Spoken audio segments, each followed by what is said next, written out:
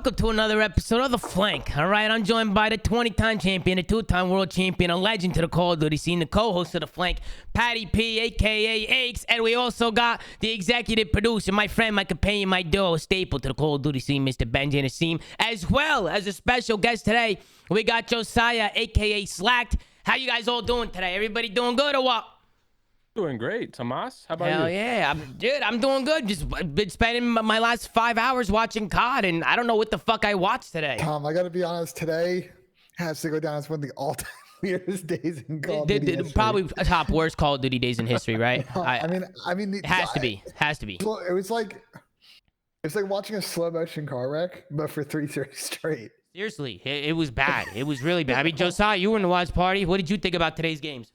Yeah, I mean, some of the last few days, honestly, but today specifically was just like, it seemed like teams were tossing maps away. It was just so confusing. So you're sitting there just scratching your head at some of the plays that were made today. But overall, good day of COD. Entertaining to say the least, but definitely some mistakes on some of these teams' end. Entertaining. I mean, the last map went to a game 5 with LA Thieves and Optic, and it went to a round 11. And probably the last map was the only map that got us on the edge of our seats. Every other map was just a complete blowout, as well as the first 2 series. So we're going to go through them. We'll give our thoughts. We'll give our opinions on the teams, the rosters, if there's anything we see that we can analyze. Again, it was a blowout. So if we see anything, we'll analyze, but we'll do the best we can, all right? So let's hop right into it. Let's do what we do, and let's start things off. We got the Minnesota Rokkr going up against the Paris Legion to kick things off. Tuscan Hardpoint, Tuscan S&D, Tuscan Control, Jesus fuck it. Tuscan, Berlin Hardpoint, and Boat Cage S&D. Pat, Ben, Josiah, anything that catches your eyes with this veto? Anything? I like this veto from Rokkr's part, right? This is kind of like the first map set we really get to see this role change in effect, right? Because Tuscan and Berlin are both those maps where, you know, Attach and Priesta would have swapped roles. So I did like the map set overall from Rokkr. It kind of shows that they're, you know, building a little bit more confidence in this role swap, but Rokkr got to figure out game 1. They have to figure out the game 1. It's hurting them. I think it's just biting them in the ass. I mean, to be fair, a big misplay out of Standy here in his first map. I mean, we can scroll through the map a little bit, give it a watch. I do want to highlight Major Maniac a lot on this map. Again, he's just continually making plays, bro. He's always hitting those long routes. He's always flipping those spawns. I think Mike needs to be highlighted a lot more because this guy doesn't get enough credit for the things that he does for his team. He just makes everybody else's job so much easier. And Ben, I know you think really highly of Major Maniac. Guy's an absolute beast. I think Mike is a very underrated underrated team, and I think like beyond the respawns too. Like I think a lot of their success in S&D, yes, they've got players like Priesta and Attach who are traditionally great S&D players, but you know, Mike's a great S&D mind. I think he brings a lot to the system they played the last couple of years. Yeah. And when their respawn has struggled, which has been candidly most of the time with the team, their S&D has been consistently good, and I think he's a lot to do with that.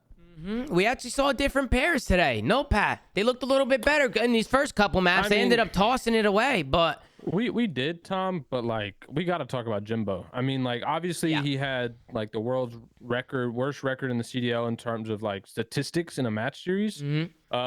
But dude, I feel like he's really hurting them, and just he needs to slow it the fuck down. Yeah. Like there's so many hills. I mean, we'll get into it on P5 a little bit when we get there, but like where he literally will not just sit and hold an L trigger and hold his lane. If he's holding a lane and one of his teammates gets in a gunfight, he wants to fucking move and go be involved in that action. And like, bro, you're going neg 52 in a series when arguably your teammates are doing pretty well. I thought Temp and Gravity played really well today in this series. But he's got to slow it the fuck down if he's going to stay on this team. No, I agree. I agree with you, Pat. Just for the record, by the way, I think Formal in the CDL era is technically worst record for a series. He had a 0.46. Damn. I'm talking about you. Has someone had ever had worse than a point negative 52? I don't think. So I don't know through a 5 map series. Here's the records that I pulled. So the 4 worst series of all time, all CDL era. Formal 0.46 is against FaZe. Envoy 0.47 also against FaZe. Pander 0.48. You can guess which team that one was against. And then this one from a gym was a 0.49. So it's not the worst, but yeah, I mean, to your guys' point, like it's obviously not helpful to Paris. They played, especially the back end of this series 3 before. I feel like neg 52 is the worst though. Yeah, I think it's got to be the worst spread across 5 maps. Yeah, because those series you brought up were probably smoked. Yeah, they got smoked, and like they only had 2 respawns. Before we talk about Jimbo, let's just hop into the listening because I thought Paris Legion sounded better today, so I want to highlight their comp. So I'm going to turn it up. Let's go. I'm gonna try and go out right, boys. Yeah, short's good. Dill's one shot. He's one shot. He's challenging you both. I got him. Nice. Alright, slowly. One stun right. One stun right. Yeah, I'm trying to switch Holding lanes a to premium mid. for a Hold on. All right. Hey, we're Hey, all hey, right hey, right now. Top fire. You play right. got I'm it. top left. He's Top firing. fire. Fuck, I bumped the window. Top fire. Nady got Standing. Nady. All right, we gotta head left. We're heading left. Take your time right. Take your time right. Yeah, I'm gonna come right. We have double ARs right. Hold on. Go mid I'm alley. trying to work a pick here. One shot. Pressing on I head. want to help. Good shit. We Be got back, it. We got be it. back, I'm sliding. follow Follow me. me. Yep. Last One one. fire. One fire. Right Fire. side Fire. tag. Fire. They Fire. spawned in. One shot. Falling in. They spawned spawned on him, bro. They spawned I got on one him. guy. They spawned on him. Secret, John. Secret, Priester. I hear you. One Nady is got Behind Nady. you. Good try. Nady got Yo, Nady. come from They spawned One shot. Wait, Brian. This Hit a time. spawn there, right? Could have chilled out. Could have chilled out. Could be ours. I don't Could be nade. I ours. hit him with a nade. Hit a nade, guys. They're so weak on the I road. need it. Hold on. He's Back one shot. secret, He's one back shot. secret. Major one shot. Nade Got it Heady again, Preston. nade it Got Heady Preston. We gotta get a nade on the He's hill, got it. fellas. He's got it. Agent's in the Down back. close. One shot time. You just Hey, let look him at find my it. I got I'm it. missing One more two. got Eddie. Close hill. Close fire. Got Heady last guy. One more One got on. Heady Preston. Alright, big I one. don't Big flip. one. I'm hitting You're that. good. Y'all We pick can up just play left. this time. Preston one shot it old. You did. Y'all play left. Nice. Okay. We got. They're gonna flood blue. They They're get gonna top. flood They blue. get top already. Don't you just get Yeah, top they and get just hold? short. Oh, Yep. fuck. I'll Know try to what get you're top. doing. I can get top. I'll try to get top. He's already Yeah, I'm holding the crossed back. I'm out. holding the back. They can't crypt. Your Catch middle Heady cross. crossed Top out. green. Top green. I mean, it's top not green. bad, Calm down. Tom. It's not amazing though. Definitely not amazing. Not amazing. We missed we missed the very Yeah. beginning of it. Yeah. In the but- beginning, I was gonna say Don kept saying like, calm down, like play more calm. Mhm. And then right there too, you saw it. Like Paris went 3 dead. Jimbo was literally the last guy, and his teammates were literally right behind him, almost getting there all spawn. And he just runs out the archway and chows a fight. And like you heard Don, like Brian, wait. Like I think it's just it's super detrimental when a player is playing that fast, especially in those situations where like, bro, you literally just gotta buy time for your teammates. Maybe get me one, but definitely don't die. Like, and you're just throwing your life for free. Yeah, and I definitely agree that Jimbo needs to work on his play. I mean, let's be honest. He's been playing challenges for a couple years now. I just think it's a different ball game when you get to the franchise league. I don't think he's used to it. I don't think he's used to the pace. I think he got hit with just like he doesn't realize what's going on. He doesn't realize who he's playing against. It doesn't matter who you're playing against in the franchise league. The whole pace of the game is different. So maybe he just needs to get situated a little bit and get into it. But it was a really tough series for him, and it was tough to watch. Well, you can't just run around and body these players. Well, like in you do challengers, you can. Yeah, that's what I'm saying. Like, I would say out of those like open bracket tournaments, like the most of the day you're just running around shooting against people who can't shoot back, right? Like, yeah. But in this, you're playing against 12 of the best or 11 of the best teams in the world. Like, you're not gonna be able to play at that pace and have that success. It's just not possible. Yeah, Ben, I noticed that you paused it towards the end of this game. Anything that you want to highlight here? So, like, I wanted to kind of talk about the end of this game. We'll talk. Well, about right here, let's watch this, Ben. We'll talk more. Let me set it up and then we'll talk about it. So obviously we'll talk more about Jimbo on the back end of the series. But Minnesota was up like 217 to I think like 190 something. They end up losing this map. They don't capitalize and win off of this hill. And then we'll really break down the last hill list because I think pretty obvious mistake out of Minnesota will be a good learning lesson for folks watching this show. Little misplay out of Right Jimbo here. here as well. I mean, he gives up same low. thing. Yeah, just giving up. And that's something I noticed with a lot of young players. Even with Dante, I noticed it a lot. Like Dante and Pred, like the two rookies from Seattle. They try and do too much. It's like they can't just hold an L trigger and just hold a lane. They always want to do so much. They don't know. They're always so hectic. They're looking left. They're looking right. This and that. No, your teammate has this way. Your other teammate has it away. Hold your lane. Hold everything. Don't let anybody sneak. Don't let anybody get bloods. And the whole setup goes to shit once he dies. But yeah, if you back it up though, his teammates got the 2 entries. Like they had their setup right. All 4 were alive.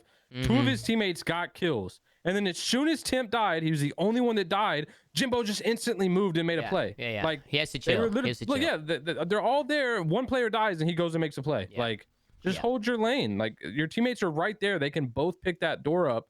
You just got to learn to relax and hold your setup. I So agree. let's talk a bit about how this end breaks down. So part 1 in this chaos is the crazy timing that Donnie gets here on Major Maniac because Mike doesn't see him cross at all. Mike makes a pretty good play here in bottom middle. I like this corner. We've seen players play this a lot on these rotations. I think it's pretty good.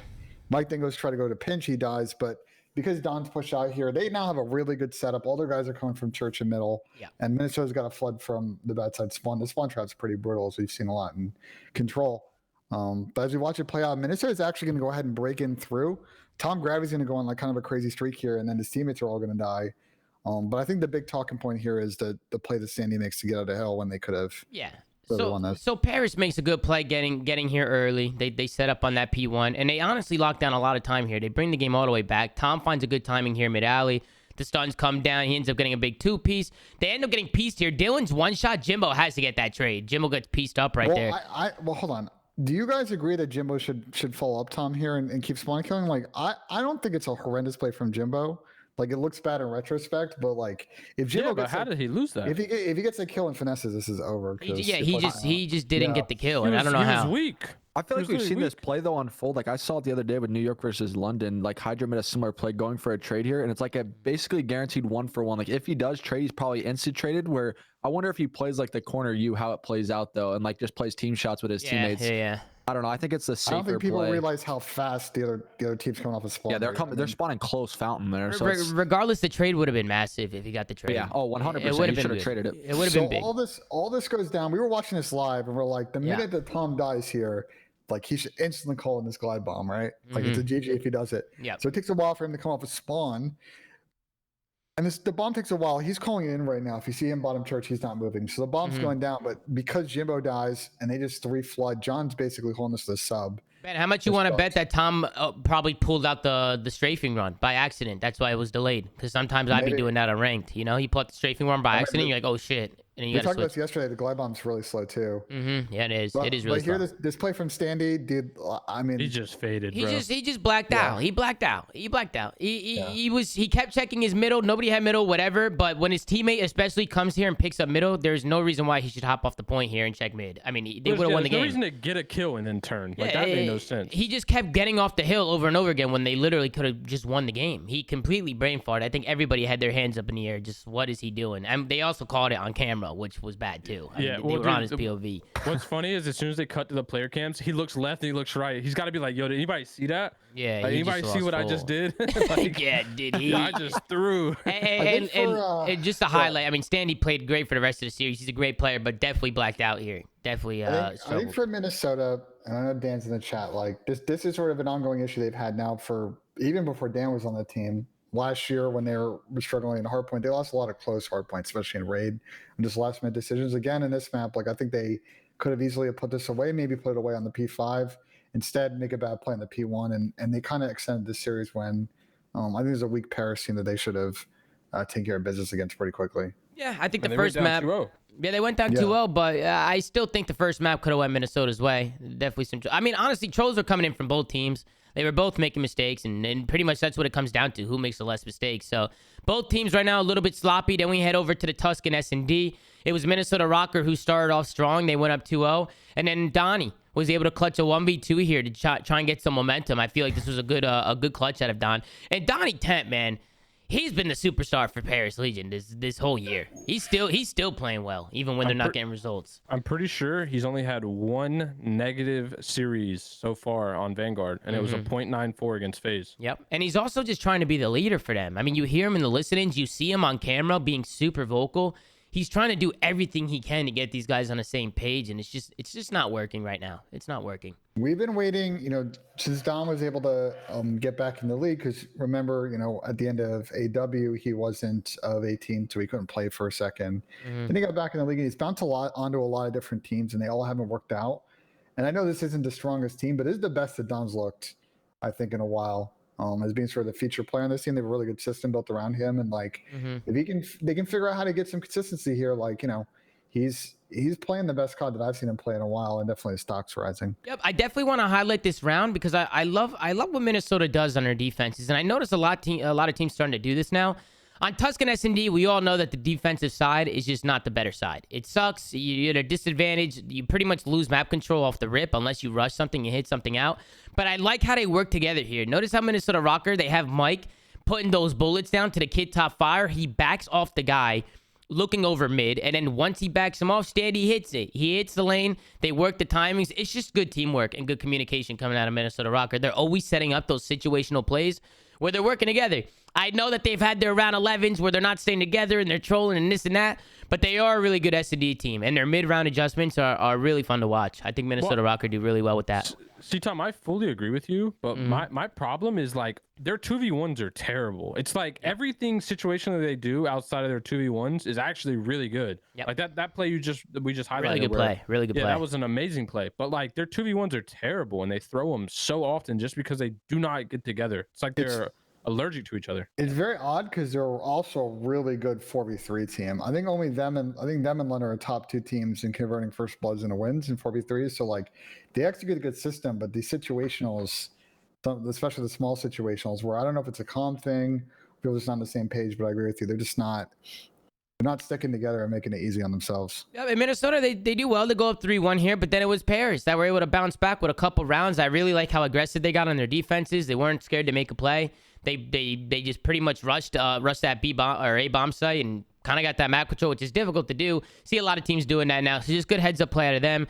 Donnie was whipping out the sniper. You don't see that often. Thought that was interesting to see Donnie. It was John who was sniping beforehand, right? They had John sniping. Now they have Donnie sniping. And this is one of the rare kind of highlight moments for Jimbo in this series. He's going to get a really nice set of kills here in P5. And again, kind of honestly, I was very surprised that Paris was able to pull out this map. I would have thought that Minnesota, being a stronger S&D team, I know Paris played some close Tuskens, but Paris is able to kind of run away with this one down late. Yeah, Minnesota instead of trying to hit out A, they try to go for a full flank off the rip. It just doesn't work out for them because Jimbo just making a good individual play, able to pop a couple kills. Love the play here from John to stay behind the bomb when he's getting that down, but as he's getting it down, you know, he has a little angle where he could see if anybody's rushing him.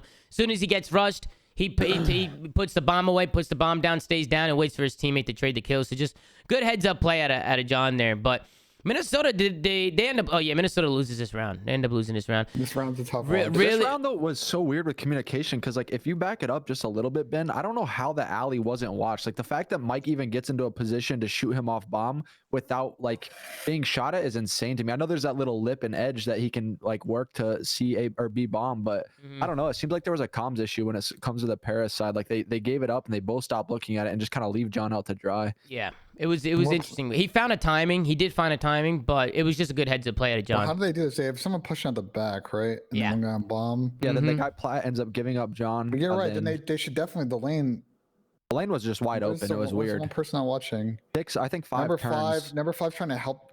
8, and then they give it up, and then Mike slips through. Yeah, Tom's playing kind of a weird angle. He starts shooting at him. He gets weird timing. Maybe he got a bad call out, but. Mike also tried to push up by himself. I mean, if he had somebody with him, it might have been better, but I think he was just trying to hit the timing so he didn't get the bomb down. But honestly, good heads up play. Yeah, it was a good heads up play. I think he was just reading the timing. He was just reading what they were doing, but it was even better play by John. He just got off the bomb. I don't know how Tom got out of here alive, and somehow Paris wins this round. So it was Donnie and Tom just working with each other, and this is really good. The baits and switches, right? I mean, Tommy gets a kill, right? Tom gets a kill. Then Donnie, he comes in, he helps Tom when he's one shot to get the trades. They're just working off each other. They're baiting and switching, and that's something you want to see from Paris. So just good plays coming out of Tom and Dom. I feel like that's gonna be the new duo, Tom and Don. Yeah, like Tom and Jerry, it's like Tom and Jerry. Yeah, I like that shit. They just go big. They obviously are at a disadvantage here when it comes to numbers, but because they stick together and work those trades, they were able to single out some Minnesota Rokkr players. They go up 5-3, and at this point, it's pretty much all she wrote. They get the 2v3 round. I think that mentally checked out Minnesota here, and then Donnie gets a pick in the next round. A good overall play from Paris on the second map. This was the best we've seen from Paris the first couple maps, and then it all falls apart, Ben and Pat. And just it all falls apart. Yeah. I mean, Paris is not a great control team to begin with, but, you know, we were watching this. I was watching this, and I was just like, dude, like if Paris loses the control, I just feel like the reverse sweeps on. Yeah. Especially with how we see Minnesota in that Berlin hard point. It feels like Paris had to win this 3-0. I mean, we can skim through the control. I think it's honestly like a lot of controls now. Well, just go to the offense. Just go to the offensive win because Minnesota. We go over to the Tuscan control, and the swing mode for me, or the swing round for me, was just when Minnesota was able to capitalize on their offense. I mean, we've seen it time and time again. If a team can capitalize on an offense, all they need to do is play for kills and close out their defenses. It's pretty much a wrap. I pretty much think control comes down to teams choking their offenses or their defenses right now. So just a good heads up play out of Minnesota. They were just able to work some kills and stack the point. But go ahead, Pat. No, I was just gonna say. I mean, thinking a more broader picture, like this series kind of worries me if I'm like a fan of the Rokkr. I mean, obviously that game 1 was a throw, but like they're still playing, close. They're playing Paris, arguably the worst team in the league, pretty close. New York is the worst team in the league, and I don't think anybody can argue that. Well, okay, nobody can argue that. Well, right now I don't consider New York even in the league with how they've been playing. Right, like there's only 11 teams in my mind, but Damn. But they've just been really lackluster. And so, for Rokkr, for like where we kind of have them at as like a guaranteed B tier team, like they're solid. I feel like they need to just get some dominant wins, like at least one against these bottom tier teams. I think you're right, but it's like even more simple than that. It's just like I do not like they are such a good S&D team that they're going to stay in series against the London phase. They just lost Search. But they did win Game 5 Search in this. And they are technically the #1 rated S&D team by win percentage in the league right now. But that aside, I just don't see they're just not a great respawn team. And against those 3 teams I named, like they're going to play a lot of 1-3 series where they might take that map to S&D. But do you favor them on that first hard point? No, because Minnesota can't win a map 1. Controls are obviously 50-50. And then, they're going to play another strong respawn team in the hard point. That's just sort of the bridge you have to try and gap right now. I guess the broader question I'm asking here is like, are they okay with that? Like, obviously this role change wasn't to really, they weren't going to be some drastic improvements. I think it gives them a little bit more map depth in their vetoes. But like, I don't know if this is going to change how good necessarily they are in respawn. I think it might help a little bit. But do we start talking about like if Rokkr can't get the respawn struggles figured out and become a more consistently better team? Do they start thinking about a change? Because for me, it's like let's give it time, though, Pat. Yourself in that tier. Give them time with the role change. Give them time. Unless they get smoked for this stage, like before the major, I think you want to try and make it work with these players. But I would agree with you. Like, if they I don't think they're ever going to get smoked, though. Well, let me finish my point, which is like if they continue to play the way they're playing, which is good in search and respawn, and they go to the major, and let's say they don't get like top 4, for example, like. I agree with you. At that point, you might need to think about like for all the 90 role changes I made with this team since we picked up Standy last spring. Like we haven't been able to consistently be good at hardpoint. Like what do we maybe have to do to rotate another player in to try and get better at that game mode?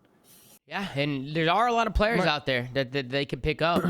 There are. My fear is just they won't make a change and they'll stay at like this B tier team the whole year. I mean, last year they kicked up, but go ahead, Josiah. No, I was just gonna say, just to hit on what you were saying, I think like. If you're a Rokkr fan, you're kind of worried right now. Like they're playing a lesser Paris team, like you were saying, Pat, and arguably one of the worst individual series from a player on Paris side. And their schedule doesn't get any easier. Like you're talking Minnesota Rokkr goes to play against a hot Boston Breach, and then they follow up by playing, I think it's LA Thieves and let me think, Optic or LA Thieves and maybe Optic Texas to win it. So it's like they got some hard matchups coming up. Like like you said, they needed like a confidence win here, in my opinion. Like the fact that this series went all the way to 5, as close as it was, and you could argue back and forth that if Jimbo maybe has a better series, that they could lose this, and they're going to play some of the top dogs in the league. I don't know. It gets scary. I feel that's like what I'm saying. If you're Game a Rokkr fan, for sure, against somebody who went neg 52, like that's not impressive at all. Yeah, and John and Jimbo really struggled on this map. They got horked on bad. I mean, they just weren't getting kills. Minnesota was kind of running all over them. I mean, we just saw it on the P3 hill prior to this. Tom was alone in the back. Nobody from Paris was even helping Tom playing for spawns. They weren't even focusing on the right things. And you got, like many a Call of Duty map, if you get no sub pressure, this map's impossible. Yeah, it's difficult. I mean, and when the subs are frying and they're pushing out those cuts, then it makes the job easier for the ARs. I mean, it's a team game at the end of the day. If people are struggling, it's going to be hard to get into rhythm. But go ahead, Ben. It's even the cuts, Tom. It's like you look at how P1, P2, P3 are. These are these hills that are in rooms, and your sub players have to be able to maneuver around the pillars. Yeah. And doorways in those hills and get kills. And like if you're just getting blooded either by ARs holding lanes from outside the windows or people just sliding in, like, you're just gonna get put in the blender on this map, which is what we see to a lot of teams.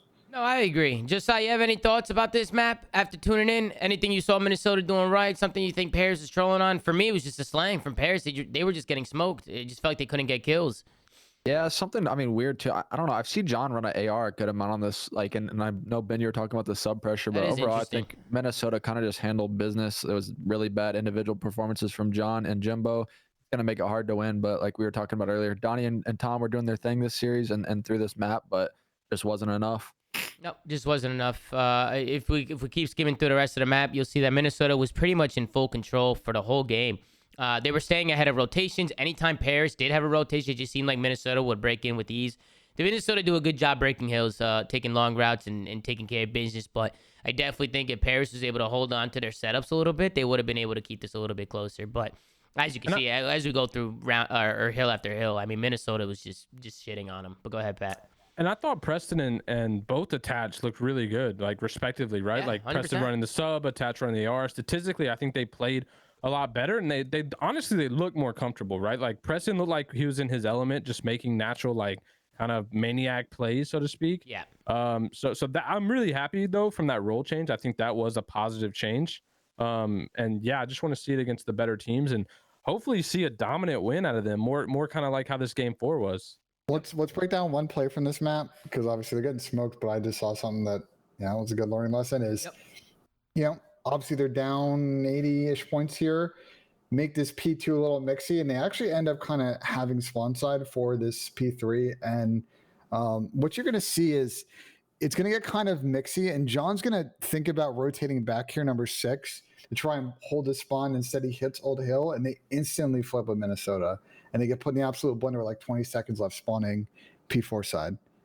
Yeah, well, they just all push up, and I think much in middle, and they get through, and then just point shots. John definitely should have held there. They just all died at the same time, and because it was number 4 with Standy who got aggressive when they got kills, the spawns flipped out. The squad spawns. I mean, Standy got that side of the map, so Minnesota ended up flipping out, and then at this point, I mean, Minnesota's up by 70, and they have rotation anew. This game is pretty much all she wrote. And again, look at the scoreboard. I mean, Jimbo's 8-20. John is 11-19. The one thing I hate to say is, they're just not winning fights. But this map was a prime example of a team just getting world starred. They weren't winning any fights. You can't do anything if you're not going to win gunfights. So they were getting pooped on. Ends up going to a last map. Take a look at the final scoreboard. You see Donnie and Tom, they were doing their thing. Subs, not so much. Everybody pulling weight on the side of Minnesota Rokkr. And then, Ben, we get into a boat cage S&D. And we can always love a good boat cage S&D for map number 5. A good little mix fest. What were you guys' initial thoughts, Pat? We'll kick it off with you. Dude, honestly, I was kind of worried that Paris were gonna win it, just because of the fact that it's boat cage and like, yeah, Rokkr is a good S&D team, but like, I feel like this boat cage map isn't really about necessarily who's the best S&D team because it gets so kind of mixy and so fast. Yeah. But then I saw Jimbo get first blooded like almost every round, so.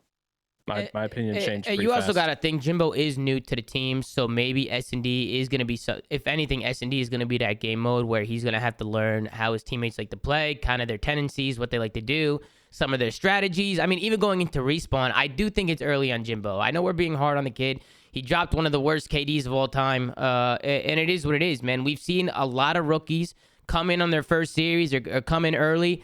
And the first couple weeks, they're just getting absolutely smoked. I think for him, he's going to have to find his confidence. I disagree. I disagree. Table that for a second. Let me point out a play. This is like something someone pointed out to me that I actually think is very smart. Again, this is like, you wouldn't even think about this, but like veteran Call of Duty players, All-Star players think about this.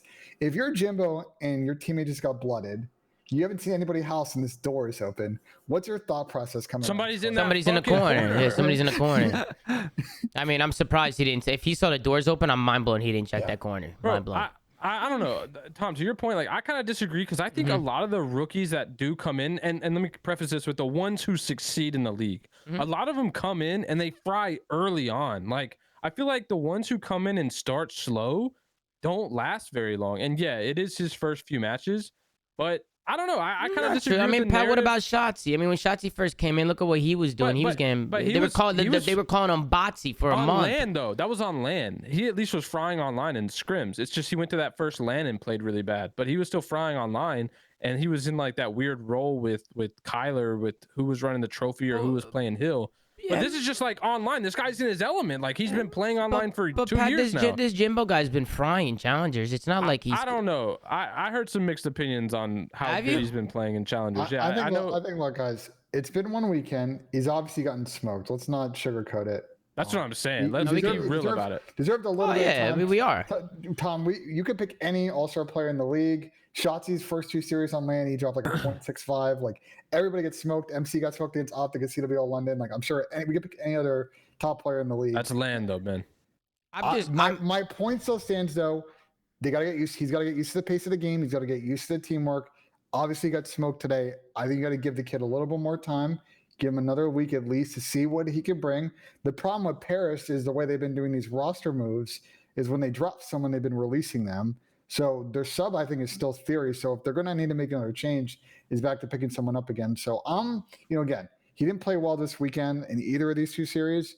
But let's see what happens when the team actually has a week of practice instead of a couple days. And also, Oh, Go hold ahead. on. Not to cut you off. Tom, I'm gonna link you something on DM that you should probably pull up. But Sure. the league confirmed, by the way. I know it started as a rumor on Twitter in the chat that Jimbo was on a high ping. He wasn't. Everybody in this lobby in this match was on like a very fair 40 millisecond ping. All 8 players. So there was no unfair connection issue in this series. I would argue. I think even Don said it. They had a lower ping than Rokkr did. So Yeah, no, I saw there's that no from- excuse. There's no excuse. Like you went neg 52 in a fair environment. This isn't the royalty excuse. So yeah, I don't know. I think it's important to kind of discuss now. And I know Paris jumped the gun. They didn't bench a player. Like, yeah, they needed to make a roster move, but I don't necessarily think they needed to release the 2 players because now they have no fallback. Like they're stuck with Jimbo unless they go and pick up another player and re-sign him to another contract. Yeah. So I don't know. I think I'm not necessarily calling for him to get dropped right now, but I think Paris should start thinking like, well, what are we going to do if this doesn't work out? Because as of right now, if I'm the GM of Paris, to me, this isn't going to work out. Yeah, I mean, talking about the ping just always sucks. I mean, we hate online COD, but I mean, they're trying to make it as fair as possible. We know that. I know Jimbo's in Canada right now. A lot of people were saying give him slack. He's in Canada. I'm not sure what he was pinging, but you can see who was it? Alex? What's his name? Penn, Alex yeah. Penn. He was calling out Nameless because I guess Nameless said something on the desk about him pinging 80 or something. But it was all even. Yeah, I think that was in the last series prior, but I think just the biggest thing, I don't know if you guys agree with this or not, but like I feel like he's got a lot of bad tendencies from challengers. Hopefully he can iron them out, but I feel like he's just playing these pro teams like he just has no respect. Like some of the routes he was hitting in the search and destroy, just getting blooded round after round, it was like he's just hitting a lane hoping they're like not watching it. And I feel like that maybe happens like versus challengers teams where they're kind of lackluster, but when you're playing the best of the best, like this Minnesota Rokkr team's a really good search and destroy team. He should know that by watching the league. Like they're not going to be leaving lanes wide open. One of the rounds they hit B and he just ran right up the alley like no one would be there. And I was just sitting there with question marks over my head, like thinking, I just feel like, Ben, you pointed it out in that search and destroy on Tuscan. Like he played that corner in the stairs, like we always talk about it, play a credit and then like get the free kill and then use your movement and mechanics to like get the next kill. I feel like if he can adjust his gameplay accordingly and slow down, like kind of let the game come to him a little bit, I don't know, I think he would find a lot more free kills and not like make the game so hard on himself, because going negative 52, like you're just literally head bashing. We're talking in circles about it. Let's see what this team does next week when they actually have a full week to watch VOD, practice the team, and not be waiting for roster changes to get approved by the league. Taking a look at their schedule, Paris next week is going to go ahead and play London, first match on Friday. So that's a loss. And then they play New York on Saturday. So, you know, they could go 1-1 next week. And as we've talked about time and time again, you go 2-3. You never know with how these groups can shake out. You might find Who's their last game?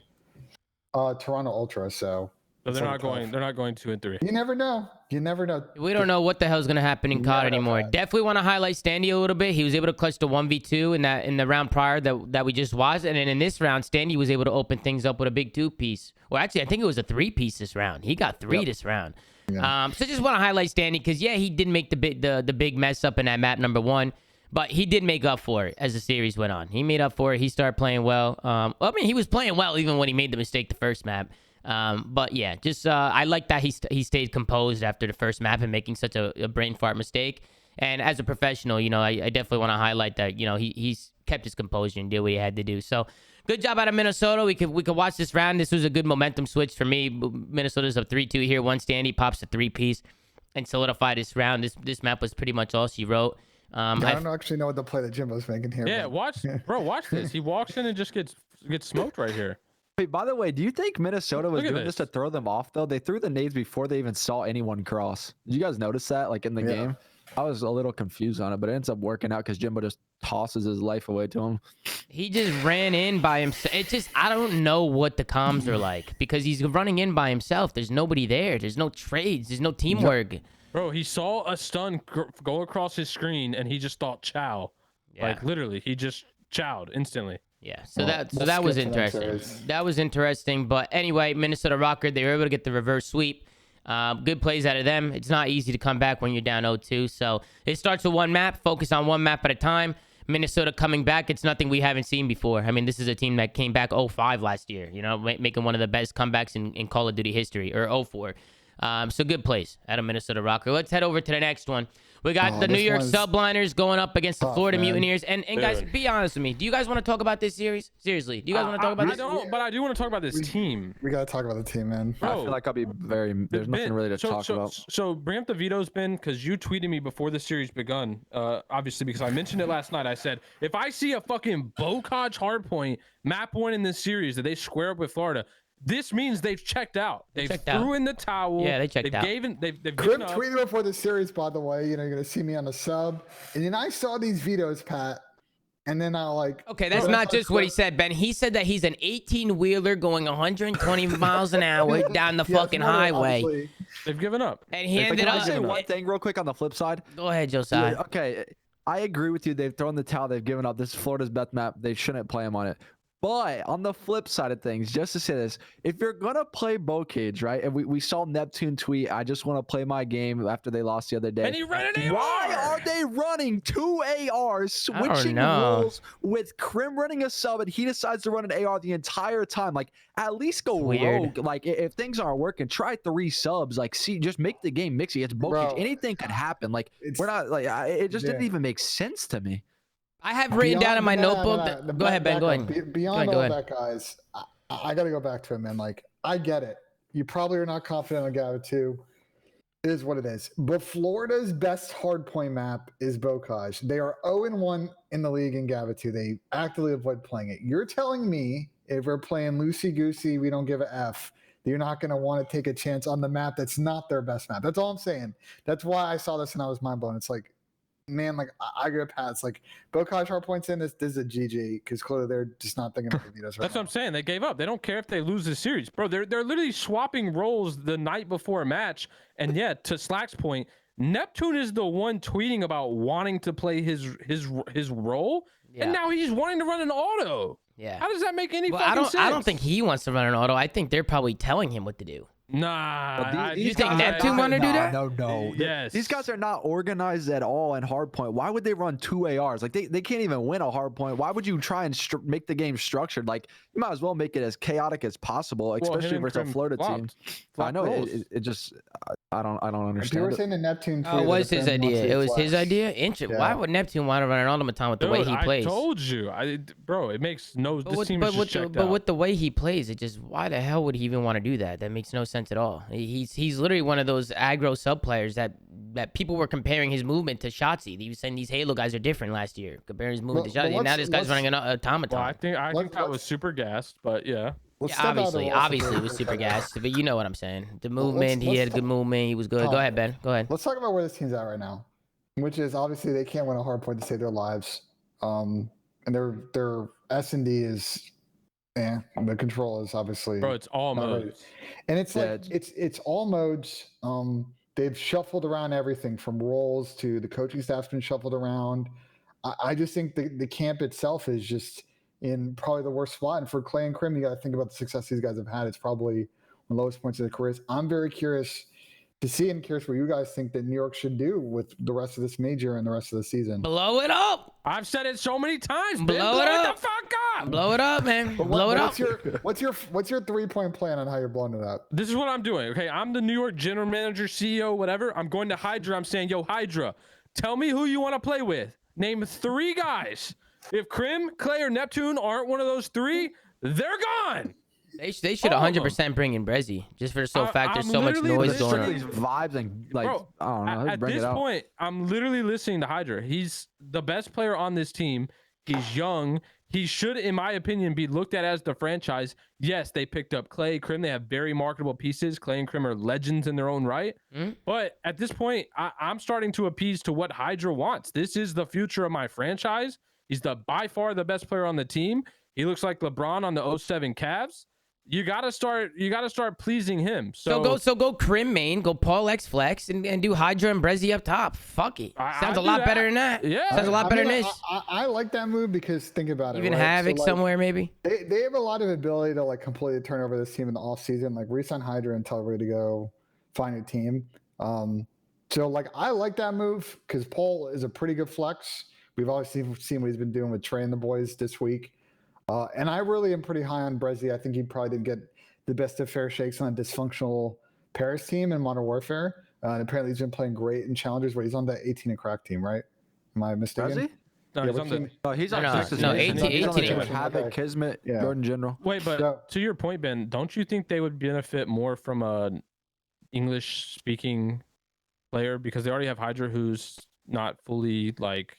Well, that's why you go all French. I don't even think Well, you're if thinking you're about gonna- that at this Yeah, point. well, You're just thinking I about. think, To I be think, I fair- think players are. I think like Krim. I think like Paul X. I think they would be thinking about that. Like comms are obviously super important, and Yeah. like yes, Paco has improved a lot in his English, but having two like that could really be. Well, how my are Brezi's only- comms? My only I don't know. caution on the all French team is you've got to think about the situation. We'll step back beyond Call of Duty. Like New York is kind of run into an issue with their Overwatch team, like a lot of other teams, because they, have a full Korean team and it's hard to market in New York. So Yeah. if you're telling the parent company that you now got two teams that are hard to market in New York, I would say that that's probably from a business side, not really a doable decision. I'm curious to how good Brezi's English is. I haven't talked to Jordan General or any of the other guys on Texas Nation to know, but like at minimum, I like that move if you want to shuffle it up and see if you can get Paul and Brezi. And obviously it's tough. You're not going to have to part with Clay, and so Neptune up and down stuff is kind of difficult, but yeah, they're in a two-change kind of situation right now for sure. Well, Ben, this is why you got to be careful with how you build teams, because I'm sure New York wanted to build the team right. They wanted to keep Clay and Krim. They're both marketable players. And guys, listen, these franchises, they're running a business at the end of the day. So it's good for them to have marketable players on there. But you got to think about it like this. You're going to spend a lot of money on these marketable players. And if you know the team on paper is not going to work, you're going to end up losing a lot of money in the end, because nobody wants to root for a team that's last in the league and can't win a map. At the end of the day, they're going to have to switch the rosters. The best way to market a team is to get a good team. That's the best way. Have a good team culture. Have the guys kicking it. Have them vibing. Make content around them. I mean, you can't do anything with marketable players if the team is just not working. It's just their mindset just wasn't right in this offseason You with this don't team. have to be 100% winners. You got to still be competitive though, which this team is not competitive. I think the other problem for New York too is like, I'm sure Clay and Krim are getting bags. I'm very curious. We've talked about this on the show before that there is a buyout clause in the CDL contracts. I think the minimum is 60 days you buy someone out.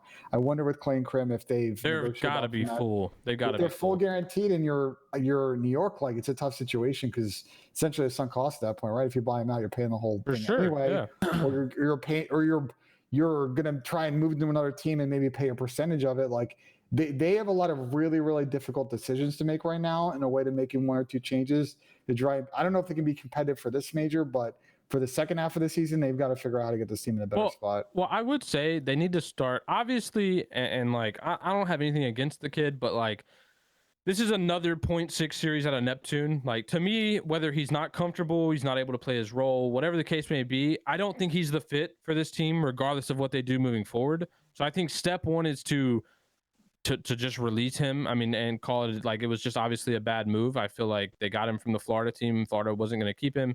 Like whatever, but to me, I think that is a sunken cost in my opinion. Ben, like he's obviously not performing. He's not going to be comfortable on this team regardless. So step one for me is get rid of Neptune and get a replacement sub, and then step two is when it gets a lot harder, when you really kind of look down at the nitty gritty and you're like, all right, well now I got to make a choice between one of these players who I gave a bag. And, I got to determine, do I want to get rid of one? If I do, what am I looking at? How much of a loss am I looking at? Is there a trade market at all? And then make a decision from there. But I think step one, they just need to go ahead and initiate getting whatever sub player that they want in their IDO roster anyway, and make it happen. Because you're going to lose out as time goes on and getting the talent that you want. Yeah, I mean, I think they can start kind of the dominoes now if they want to by making a couple of moves here. As we've talked about in the last episode, there might be a lot of teams making a change after the second major, and you don't want to be caught with the last person holding the bag. That's what happened last year, and why all those players moved all at the same time. But I agree with you. Like it is. This series was extremely tough to watch. I think Twitter agreed. Like I've never seen so many people tweeting like awakes going on in the Call of Duty scene. Was really sad, and we got to see what New York does now, because they once again had a tough start to a major. It was the first time where I feel like everybody on social media came to an agreement where nobody wanted to watch this series. It didn't even look like a series. It honestly looked like, honestly, guys, this was sad. It was sad to watch. It was sad. This is a team that's completely checked out, and there's no point in even talking about this match. I mean, you can see now they 100-point club on first map, 6-0, 6-1, whatever the fuck. That ended up second map. It was 4-0, 5-0, whatever the hell it was. Florida was shitting on them. It seemed like New York wasn't even shooting back. Go ahead, Ben. The only and Tom, I see you in the chat. Obviously, your team, Florida, played very good in this series. You got to give respect to the Florida boys who have been like literally the most inconsistent team. Sorry, Tom. We want to gas you guys, but Jesus. Y'all pulled up and fried. But It obviously, was a Major League Baseball team playing against a bunch of T-ball. Sorry, Tom. We want to give you guys here, Tom. But I mean, come on, you guys are playing a team that's checked out. You know, the boys definitely look good. I want to tip someone else too, though, which is Porter's the OG flex, right? Yep. Like he's that guy that's been the sub AR kind of the start of that kind of role. When he's tried it recently, last couple of years, he's been with mixed success on those Optic teams and then with Dallas. But on this team, at least right now, those last couple of matches with a sub, I mean, he's been looking pretty decent and serviceable. So, maybe there's a path forward there for him. But like outside of that, the rest of the New York players, like Hydra didn't have a great series. And again, I think it's just, the team's just checked out. Yeah, they're just. Do you think what we talked about earlier, like, there's a potential in the fact that maybe they keep because from a business side of things, it's hard to get rid of Krim or Clay, right? Like if you bench them, their year's probably chalked, and then like maybe there's a world where one of them, like, well, it would have to be Clay runs the AR, Krim runs a sub, and like you said, they do step one, get rid of Nep and get another like flex or pick up Paul. Do you think that's realistic? Because I genuinely do. Absolutely. And I think it's kind of to Ben's point. Like they have to make that decision of, hey, do we want to eat this massive sunken cost if we do get rid of one of them? And maybe they don't this year, right? Maybe they just say, hey, like, well, the cost is already, if their contract's fully guaranteed, it's already a sunk cost. It doesn't matter. Right. That's what I'm saying. You might as well get what you paid for out of them, right? Like that's kind of my logic instead of getting rid of them. So, yeah, Jerry, I do think that's a possibility. I think if they do that though, they would have to fully avoid playing sub maps, right? Like you should be going Gava2, Berlin, whatever the like most maps you can get away with, only having max like 2 and maybe pulling out 3. But yeah, I do see that's a realistic possibility. If they can grab Paul, that would probably be beneficial for them. Because I mean, yeah, right now I think Krim would be a better sub than Neptune currently. The problem with the Paul maneuver is, again, like Krim on the sub, but like he's good as a sub in a flex role. I don't know in a second sub role. Well, that's what I'm saying. You avoid those maps Tom, where he's having to run one. 2 ARs on Bocage. I think people pull out guns per hill. I've seen teams pull out 2 ARs in some hill, especially when you're watching the middle of the map on like a P1 or on a P2. But like having that third sub when you're trying to break in on P3 and on P4 is definitely very helpful in a lot of situations. But I think to Pat's point, that's my only thing with Paul. It's like you bring him on, great, but like if you're having Krim run the second sub, I think you're going to have the same problems because I don't know if Krim and Hydra are going to have that good connection on top of Krim being consistent against top teams on the second sub role. That's my I think they should make a 2-person change just to state it, but I'm just thinking like from a business side of things, and you guys know how hard it is sometimes with contracts, and like we said, maybe taking a loss on the bankroll side of things. So yeah, they might not want to just pay that contract out and get rid of them. Like they might not want to do that. They might want to, you got there's sponsorships at play. Like there's a lot of obligations that they probably have where they're just like, well, we're paying this guy this amount no matter what. We might as well keep him. Like that's a realistic option for him. And I don't know about retirement because if Clay or Krim were to retire, not saying they are, I'm just saying if they were, they would lose their contract. So I don't know if that's like a good business decision to retire. I think with the likely scenario here, I don't know if they can make 2 changes in 1 week. I think you may likely see either Clay or Krim take a step back to the bench, and they're going to bring up another player, whether they're signing that or whatever, and then maybe they make another change and someone else moves to the bench. Wait, you think they leave Neptune? No shot they leave Neptune. I think they might bench 2 players, but I don't think they're dropping them. They're gonna build around Krim and Paco. But what I'm saying is, you're saying if they bench one, you think Neptune would stay before they bench Krim or Clay? Depends on I if say no way. They're gonna find 2 players to make moves, right? Let's talk about the Paul situation. If Gizmo, Trey was on here yesterday, like there's a good chance that Gizmo's back next week per what Trey said, but if he's not, then they may just re-sign Paul again if his contract lapses to another short-term contract. Like Paul may not be gettable for another couple of weeks. But what my point is, if they can make at least one change, regardless of who they should get, Neptune should be the first one out the lineup, like for sure.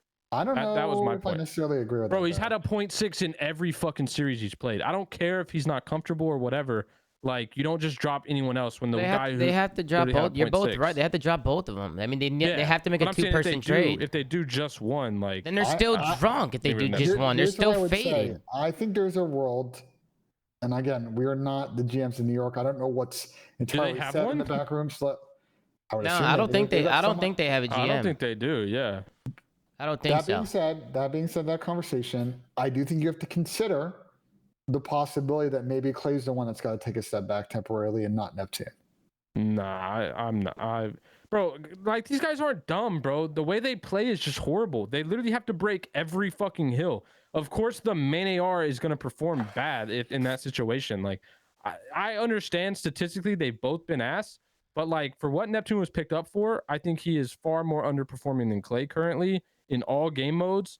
And I would way rather have Clay on my team than Neptune, I think period. that's a reasonable conversation. And like I said, I think it's a very difficult conversation they need to have on their side because I see the wisdom in what you're saying, but we don't know if behind the scenes maybe they feel like there's other factors at play that might influence. Yeah, we'll see what they end up doing with the team. We don't need to go in circles on this. I saw somebody in the chat ask a good question, actually, asking about, well, what about content? Say somebody was to retire, take a step back, and just do content. Can they stay in their contract? And the answer to that is no. I mean, a team like New York is not going to want to keep Clay or Krim on a really big contract like that if they're just going to be doing content and not going to be playing professional COD. Clay and Krim aren't playing Vanguard for fun. No, Like, no. it's not happening. And that's the thing. If it comes down to that point, then New York is going to have to work on writing up another contract with a new number when it comes to content. And that's a whole different ball game. The content life is a whole different. I don't even know if that's the route that Clay and Krim want to go when they retire. Because not everybody wants to go down the content route. So it's, that's something that Clay or Krim or whoever is going to have to think about. And of course, New York, I mean, they have a lot of decisions they have to make moving forward. But New York, they get 3-0 plummeted, not looking good. They're going to have to start making some changes. And that's that. Let's head over to the next series. This is the one everybody was waiting for today. This is the series that got everybody braked up. We got the Optic Texas going up against the Los Angeles Thieves. Listen, Pat, you called it 3-0 Thieves. I called 3-1 Optic. This series, I don't know what the hell happened. The first 4 maps were all blowouts. Optic blowout first map.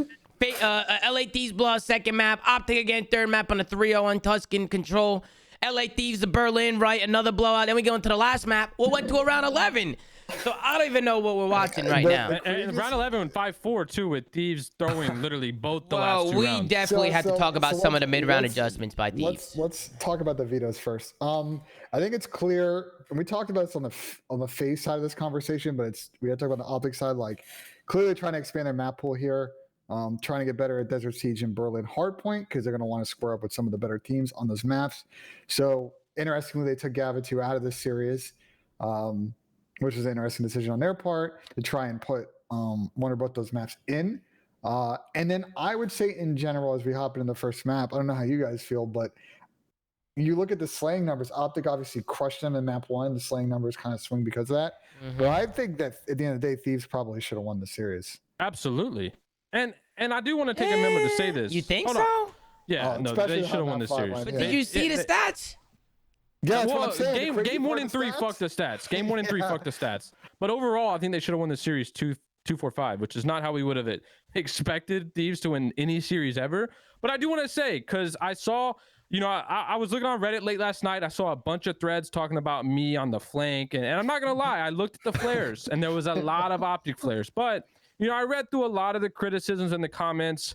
And, I do want to take this chance to apologize to absolutely fucking nobody. That is fucking crazy, dude. You're fucking nuts. Optic fans, I haven't given a fuck about your opinion in 14 years. I don't give a fuck about it now. You should win the series. Period. Dude, Pat, what the fuck is wasting your wrong with you? I'm just dying of laughter, bro. Jesus Christ, Pat, you're a fucking menace, dude. Look, All right. talking about the stats for a second now, like I've seen a lot of God, lens bro. likes in the chat. Like, guys, we'll get to map 5. Like, as we break it down, like it's pretty clear that like Thieves could have pretty cleanly won that map 5. There's a lot of blowouts map 3. First 4 maps of this series, but Thieves put themselves in a position to win map 5, and we'll get there when we get there about how they toss that away. But this map 1 was a complete and utter blowout. I mean, hey, let's be start to honest. finish. Optic in the respawns right now. I mean, it's clinical. The first hard point in the control, the 2 first respawns that we played. I mean, Optic's just all over the map. They're so in sync. You could tell they have nothing but confidence right now. I mean, these guys are rolling. These guys are absolutely rolling. I really love how Illy's been playing. I mean, dude, if Illy keeps playing how he's playing, I mean, these guys are gonna be this scary all year. I mean, they're gonna be tough to beat. So from top to bottom, everybody was performing. And then Bruce, bro, this guy's fundamentals has gotten a lot better. I don't know if you guys have noticed, but he's picking up the right lanes. He's not missing shots when he's holding his lanes. And then I also heard, just listening to the podcast that the Optic guys do and stuff. I was actually laying down just listening to it last night, and I think it was Seth talking about it. I saw a clip about how Bruce is just, his whole mindset, his whole mentality has completely changed. And it's just cool to hear them talk about how vocal Bruce has been, even in practice. I just think it's something to highlight because people are always on Bruce's dick. So I feel like just to highlight Bruce and kind of just how mentally he was able to switch was a good play out of him. He's been playing really well. Let me wait into this one. You and I have talked before about Dashi, and I think our major thesis is guy's unbelievably talented, ceiling best player in the game, decision making, and the extra stuff has always been sort of up and down. And I think, like, I wouldn't be surprised on his end. The calculation this year is like, I've finally ended up on a team where we can really, really make something happen. And I got to mature as a player. And you've got to tip it because he's made that step now. I agree with you. You watch him play, and he's doing a really good job of playing off information, setting up his team, playing those power spots. And, bro, like, he is consistently the demon on specifically this map, on both control and in hardpoint. Like, people cannot cut him out of the power positions, and he makes it so easy for the rest of his team to make plays. I mean, listen, I see a lot of people spamming Len, right? Because Len was always hard on Dashi. They had their little beef, whatever, stupid drama shit. But at the end of the day, I mean, Ben was just giving his honest opinions, and I think Ben can agree now that, I mean, Dashi has just kicked up into a whole other gear. Y'all, like, and I'm sure Bruce would say to himself, like, I think he had to mature a lot this year because on past teams, you know, he hasn't. To me, the extras, but Well, this listen, year it looks like he's being that player. Go ahead. I just think he's taking advantage of the moment, right? Like, he realizes how big this moment is for him, right? Finally on a team where I think he really can kind of take over in this role. And weird, Enable mentioned it, like, he's just looked so efficient in his gameplay. Like, like, comms and stuff aside and maturity, like, his gameplay though has just his gameplay has matured to me. It looks so much more efficient than it has in the past, where, like, we would harp on him for kind of having those kill hoary like moments. But him individually as a player, I think, has just stepped up and fully taken advantage of the moment. Well, listen, let's go into this listening, because I'm going to be honest, this listening from Optic Texas, just listen to the difference when you listen to them and you listen to some of these other teams. So let's bump it up and let's tune in. I'm trying to get to know. I'm on my front. I'm on my front. Kenny, so one on you. I'm already roof. I'm coming to you. I'm I'm already roof. No, they can be new. They can be new. I can hold this time if you want. Okay, I'm bumping. John's dead. I'm one shot. They have your roof. I'm one shot. I'm in you. I'm Front, Kenny, 1 HP. Two front on me. I'm playing stairs. All right, one is roof now. I'm on stairs. You want mid? I'll get the roof. Out mid, dead. Okay, the roof. You. I'm on response. Yep, you're dead. Nice. I'm low. One shot. Stay down time, guys. Where this spot? I'm mid. I'm needed back. I'm holding church for a sec. Yeah, I'm mid. I think one is roof. I'm two roof. I hear that. Two more roof. Nice, guys, help me. Yeah, I hear that. I hear out. I'm One John's dead. Nice. I'm still holding, guys. I'm on streak. Good check. Let me know when he's low. Yeah, I'm going mid. I'm dead. I'm 1 HP, guys. I'm 1 HP.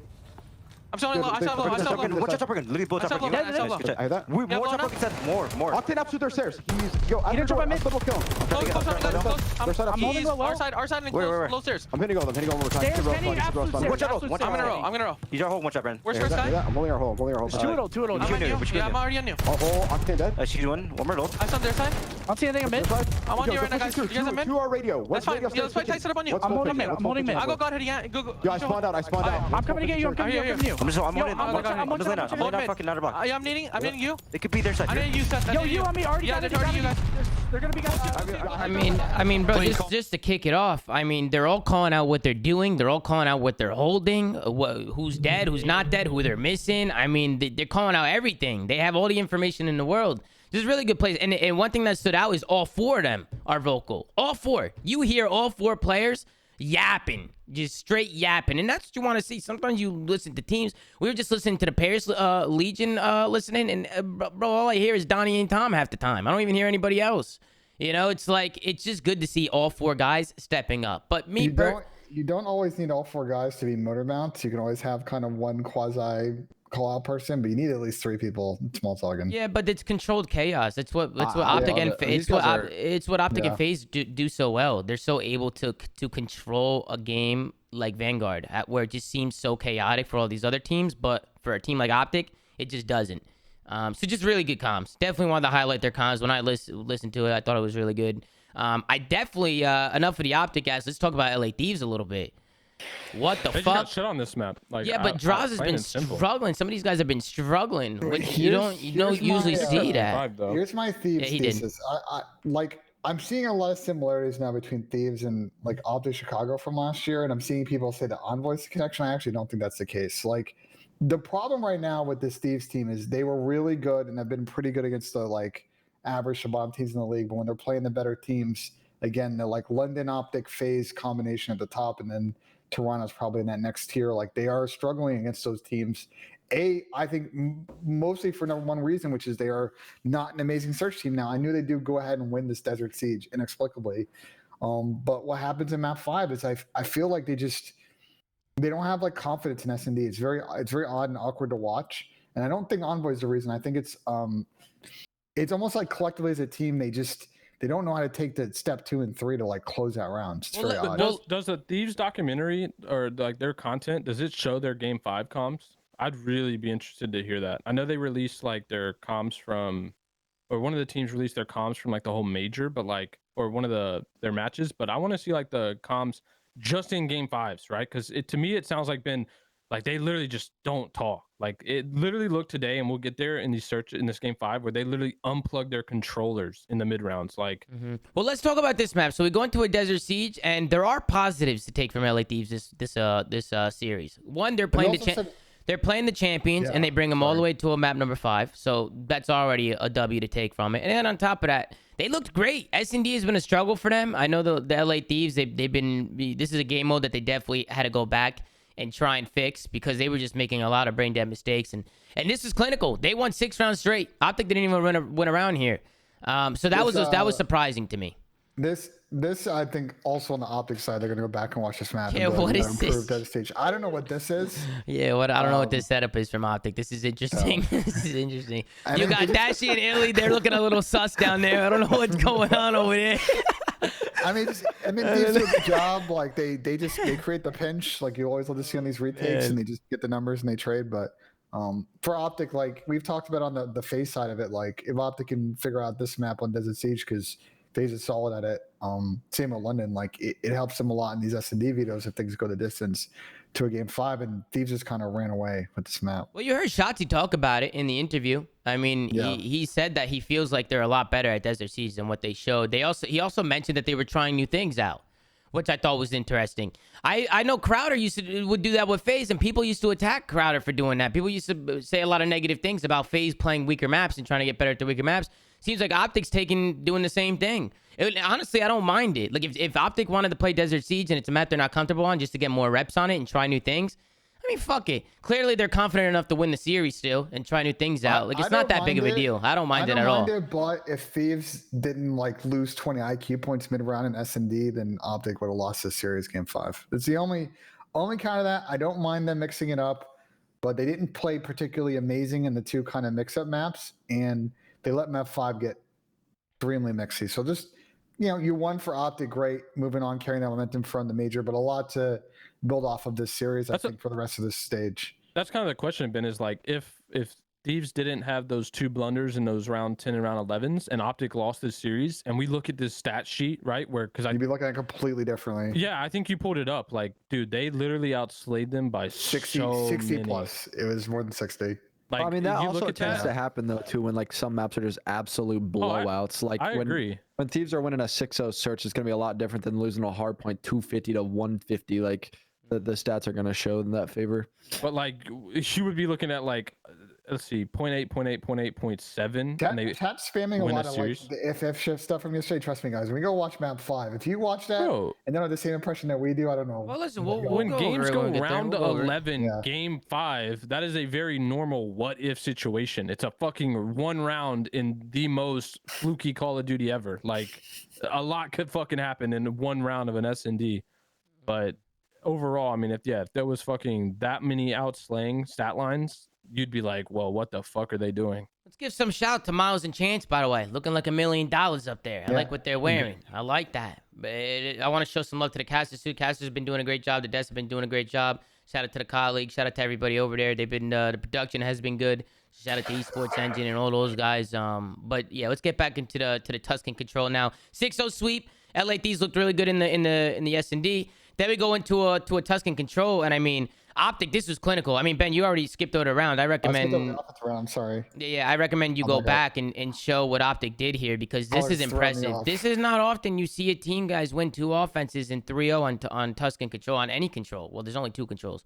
But it's very, very rare that you see this happening. And I think Optic just do a good job working kills. I mean, it's what they do best. Right now in control, I mean, it just always seems like they're in control. No pun intended. And as we watch through, we'll see how they break on in. But I was definitely impressed.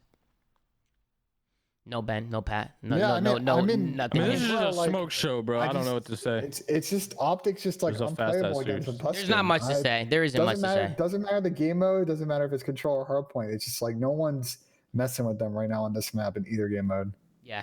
Which also, who won the coin toss here? I'm assuming Optic did, right? Optic had to have. They got rid of Gava to control. Yeah, so they had. So they got to pick the control they want to play. I from my understanding, no team has picked Team B yet. So it's if they never will. They never will. It is impressive though how they continue to do this on this map. They make it look so easy, right? They make it look easy. I mean, they're outslammed like crazy. I mean, they're holding Draza to 0 kills after that whole first round. Like they're really good. They're nuts. I want to go back and play this just so people understand. We talk about stacking, like them, FaZe, and I want to put London kind of in this category too. They do a good job of stack, force the team to throw nades, back off of the nade spots, and then get back on the stack and get your kills off of the team coming off of spawn. It's really good. And obviously Draza was struggling this map. I mean, he started off like 0-8, 0-9. That he just couldn't get anything going. It started with Shotzzy making such a good read off the front. Shotzzy got a kill front coming out of P5, and then he situational play, the adjustments, he turned around, he picked up Draza on that pinch. Draza might have been able to be a nuisance there, but just a good pickup. Once they pick up the guy in the pinch, that's 2 dead. They storm the point, and they get every single kill. They don't lose a single gunfight. And that's what a team like this can do. So good plays out of them. They end up winning their defense. Nothing new there. I think LA Thieves got the 8 point, but they just couldn't capitalize on the B. And then we go back over to the offense, and Optic just do it again. They do it again. I don't know how they were able to do this. It was just it was impressive. It was impressive. I said it when we were doing the watch party. This series actually looked like it was like those old school host wars like matches back in the day where like one team would have host and absolutely shun the other, then you'd flip, and it's same thing would happen on the opposite side, then you go back. Like they literally they just weren't losing gunfights. And like you saw Draza 4-17. It's probably one of his worst performances of all time, but and he's a great player. He's struggled the last couple series. He is a great player, but the last couple series he's definitely hasn't been himself. So you definitely want to look at. Definitely slumping a bit, Tom. I think they played some tough teams the last couple of series, to be fair. But I actually like the way Octane was playing today. I actually thought Octane looked better today. You actually, we'll go back and watch the map 5. Like I think I personally been very critical of Sam and S&D for a couple of years. But like on the first 2/3 of that S&D map, I've never seen Sam run so much and take. Bro, he was really being aggressive, confident, just good play. His controller in the late half of the game though. Like when it got down to the wire, if he could have literally just continued to play like that, we would probably be having a different convo right now about how this series went. Scump goes big here. Scump goes big somehow, able to get 2-piece on A and keeps the round alive. And then at that point, again, just look at the lives. Because they were able to drag out this round, constantly just get so many kills. Look at the live event. I mean, it's 13-4 right now. Jiraza's 5-21 right now. Octane's 8-19. I mean, they're just getting pummeled. They're getting pummeled. This map wasn't even close. The lives got dwindled down. Good job by Optic. They go up 2-1. And then after this map, we go into the Berlin Hardpoint, which I guess some would argue is probably Optic's worst map right now. Berlin Hardpoint, is that their worst map? How many times have they played it? I don't know. I don't know what their record is on it. I just feel like the last couple times we've seen them play, they don't look too good on it. The number 2 teams in the game right now they're both bad at it, right? Cannot figure out this map, and they have like the collection of some of the best ARs in the league, and they just can't, and subs, and they just can't legitimately figure out this map. It's very odd.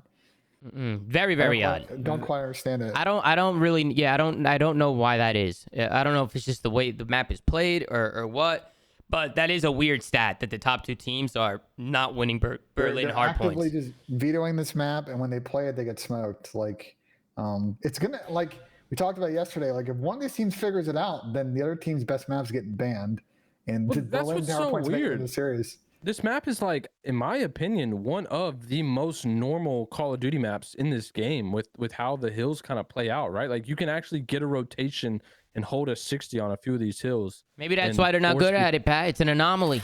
It's the map, Yeah, you know? I mean, you look at the 2 best teams in the game, right? Optic and FaZe, like they are way more mixier, right, than all the other teams. That's why we talk about like how dominant they are on bow cage. Yeah. So maybe they But it's they odd want to 'cause stay they're- away from they're also traditional near COD the maps. top in hold percentage. Them, the top 3 teams in the game are all in the top 3, Jesus. top 4 in hold But percentage. Ben, it's But hold London's percentage. the only team of the 3 that can figure it out. in this But map, think and about they're it. breaking. Think about it though. Hold percentage is different on mixy maps. Like I feel like these That's where I teams who was can about- that's slay where I was about to so go with well, it.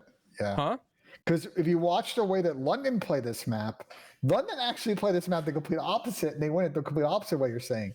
They don't actually do a lot of rotating. Well, London 'Cause plays I- a lot different than every team in the game to begin You with. focus Their on thought breaks, process- London. their thought- Yeah. No, because I'll tell you what their thought process is, which I think is super interesting, which is just continuously face smash P1, because if you get P1 time, you get instant pinch on P2. You can They break face smash P2. every hill, by the way. You face smash P3, and P4 is already kind of a mixy hill to begin with, and then P5 is a good hill to hold in the P1. But like they play that way and they crush everybody on this map. So I don't know. Maybe even if this map kind of plays that standard. That's all I'm saying. I don't know. If I just think it's hard for teams that are really good, used to this like constant mixy trade fest to be able to like when they have to like in this thing you get funneled sometimes, or you have to flood one lane. And I don't necessarily think they're as good at those kind of situations as they are when they can just jump in hills that are constantly being traded out and dominate and end up coming out on top with the trades. And I think that's what both these teams, Optic and FaZe, are used to. And that's why they stick to these kind of more mixy maps. Yeah. 100%. And I wonder, this might have been another map where Optic maybe was testing the waters. Really not too sure. Or was this LA Thieves' pick? Yeah, Definitely were, Tom, because they got rid of Gavitu, right? Like if you were Optic and Gavitu as map 4, this is a wrap. Yeah, I don't think they would get rid of Gav. Well, So No, Yes and I no. feel like LA Against Thieves is a good Thieves? Gavitu team, though. Yeah, I mean, Thieves is still their he's- best map. So yes and no. hold on, we're saying that as if we didn't talk about the complete opposite yesterday. Of now teams are not scared on playing Thieves on Gavitu. But it's still their best map. So if they're going off like not giving another team their best map, it's kind of Optics- both things. You get to but- test Berlin and also not give Thieves their best map. the only thing I'll say is Optic's the best Gavitu team I would say in the game right now. Well, that's No. just if we go off how they did on their 2 times they played it on land. what's their where- record, Ben? What's do you know Optic's record on I Gavitu? can tell you if you give me 3 seconds. Yeah, So see on if you can find Gavitu- some records for us. Gavitu hardpoint breaches. Optic is 2-1 the map. Yeah, Okay. I wouldn't say that's their best map There are a just because they couple went of 2 teams. and 1. A couple of teams that played the map a lot, but whenever we watched Optic on that map, especially on land, they were crushing people. It was just land in 2 series. Let's And make sure we're on being Gavitu specific control, here. Gavitu control, they're 3-0. That's not a Gavitu very- hardpoint. Well, I mean, overall, I think those numbers are very good. And if it were me and they were trying to expand their map pool in this veto series, I would have vetoed Berlin and guaranteed that I got Gavitu map 4, and this thing would have been a 3-1. By the way, this P5 hold Unless they from lost Optic. it. That doesn't make any sense, Ben. Just because they're 2 and 1 and they won 2 on land does not mean this is their we best watched map. Thieves play Gavitu recently, and it hasn't been the best of Okay, but times. overall, what is Steve's best hardpoint map? Statistically, it is actually Berlin. Believe it or not. Ben, what is Actually, no, it's Steve's not. It's best not hardpoint actually. map? Tuscan. They are 4-0 in Tuscan. Ben, from what everyone thinks, what is Steve's best hardpoint? I'm just gonna ask you until you Yeah, answer. a meme on Twitter. They just lost on Tuscan. What the fuck? All right. Forget about the maps. Yeah, what Forget the about the maps. Optic yeah, Optic had a really it's good P5. Pat, fucking forget Gavitu. about it. Forget about it. We're over that. All right. P5 hold right here from Optic was clinical. Really loved how they hold their lanes. They brought it back here. They got so much time on this P5. I have no idea how they did it. The only time I seen somebody hold a hill like that on this P5 hill in Berlin was LAG. Remember when they did it in the beginning of the year? They got a full 60 on it. Job of holding that top 3 control. Yeah, and it's just, P2 building. it was just a really good play. Incredible. But then after here, this is kind of where the second rotation of hard points, LA Thieves just kind of kick up into another gear here. And again, LA Thieves is showing what they're capable of. I mean, they're playing the champs and they kick up into another gear. And this is the gear that they're gonna have to consistently try and get to if they're gonna want to win championships. And I think they definitely just I don't know. I don't know what clicked in their heads, Well, but I they can stayed point ahead the of play. rotation, and it was Let me working get for to them. it, Tom. So like, and we'll continue to keep pointing this out. Like, there is zero reason you should not be hitting old time on P1s, because if you get P1, you just like instantly just get a break for P2 because you're got all middle and you can kind of go around the back, go through all the windows. There's just so many lanes that you can make P2 mixy. Now the danger is then, depending on how you play this, their team might spawn behind you and then they get a repinch anyway. But I think if I remember correctly, how this goes down is Thieves are actually going to set up and get a really good insta break on this P2, and then they're going to kind of get a lot of time. And at that point, they kind of get up to a huge lead in this match. Yeah, they do well on the next. Don't they work a good break too on the P3? They work a good break. Sam gets slammed at some point in this on street, but somehow they're still able to make this work. I like the play. Okay, Octane probably should have won that fight. That was really good shots out of set there. Yeah. But I like how aggressive Octane's getting on the street, especially when they get kills. Because if he gets that kill there and he's a nuisance, I definitely could see Octane getting out there and flipping spawns. So good play. Good play out of Octane. He didn't execute it. He ended up losing the fight. But then things go rogue. Ender goes a little bit too rogue in the back, in my opinion. Rather see him back up, play a head glitch, maybe get behind cover. He gets picked out. It happens. And then that allows LA Thieves to storm through the street. Once they storm through the street, get some of this time. I mean, now they're just building upon their lead. They did a really good job here. Really good break. They have a good understanding of this map. So just good job out of LA Thieves to push this to a map 5. To get fire control and then win your one in street, and then it's like impossible for Optic to get all those trades at that point. I think it was a little bit of an Optic troll there. It was a little bit of an Optic troll. Ender had already used his nade, so he couldn't really stun the guy out on docks, which probably would have helped. But the guys also lost their gunfights fire. So even if Ender had gotten that kill, like he's probably got a 1v2 for guys coming out of fire and challenging him on street anyway, which is really smart play from Thieves. And then they kind of put Optic in this little bit of a blender setup, which if you're Thieves, you're front running this. It's fine. Even if you don't get all this time. This is fine. You're keeping them in the back here, and you're going to make the next couple of hills pretty mixy. This is what they want. This is what they want. I mean, lock 30s and you win. Yeah, lock down some time, and then worst comes to worst, if Optic wanted to flip back out and get some time here, that's fine. LA Thieves will make it mixy. They'll continue to get more time, build their lead, and on top of that, they have the spawns for new. So this one was all she wrote after here. I think this was a huge turning point here. Once they changed the P2, the P3, and built their lead, they stayed ahead of rotation, and they played smart. Great play by Kenny here. Yeah, Kenny kicked up this map too. Kenny was frying, and this is just typical Kenny. I mean, we've seen Kenny do this time and time again. He was performing this map. Shots he was doing well on the other map. The rest of them or this map he was doing well, but the rest of them were negative. So you got to think LA Thieves was just outplaying him this map, in my personal opinion. I think that P3 might have been an Optic troll, but other than that, just good plays by LA Thieves to push this to a map number 5. Good plays. And I'm definitely. And then we get to the S&D, Tom. Yeah, the S&D was. Let's just go to the last 2 rounds, bro. I got a lot of rounds for us to review. Just the last 2 rounds. We got to talk these out because this is a banger map. This was a banger map. This is one of the only good maps in the series. To be honest, this is one of the closest maps. Right off the rip, LA Thieves are playing for a B plant. Which we again, I sound repetitive now, but we see a lot of teams doing that now, and I like that. I like how teams are switching it up. People are constantly trying to blind counter. I guess Kenny a distraction there? I would like to see Kenny pull a Major Maniac and just hold like an off angle or play slow. Maybe show yourself, throw your tax, let them know you're there, be a good bait for them, but maybe find yourself in a little bit of a better position to stay alive there. But he ends up getting picked. You see Optic, they're trying to storm through the back, and LA Thieves just kind of pummel them. So good plays out of them. This, by the way. He almost did it. Almost. I was when he got this first kill and got out, I thought he was about to win this here. This would have been so dirty. If he doesn't chow right there and just stays down, regens a little bit, and throws some shimmies. I mean, Sam has an AR there. I mean, Illy could definitely work him there and maybe clutch that 1v3. That would have been insane. But I know this was just a trade. Sam had I think 3, maybe 4 1v1 final kills in this map. Yeah. He was playing great. I like the way Octane was playing today. He just showed more confidence. Talk about this 1v2 because I still haven't gotten the full story on this. I don't know if anyone from Thieves or Optics in the chat. I don't know what happened here, bro. So let me. Did Kenny drop the bomb or did he not drop the bomb? What happened here, bro? If you pause it, it looks like he dropped the bomb. I'll be honest. I don't think there is, bro. I feel like he would have said something about it on Twitter or something. I don't know. I don't know. It's weird. So right here, you see it loading up. Let's see if it ends up finishing. Because this was weird. Did Seth just zap him before he got it? Why does he move? Look, he's standing still this whole time, and then he starts doing an animation right here at the end. Watch. Yeah, he does. He starts to do an animation. Weird, bro. Weird. And Scump also just has a terrible angle here. Like, this is a tough angle for Seth. Like, Seth hits good shots here. He can only see his fucking arm. So Seth is able to zap him. Let it play out, Ben.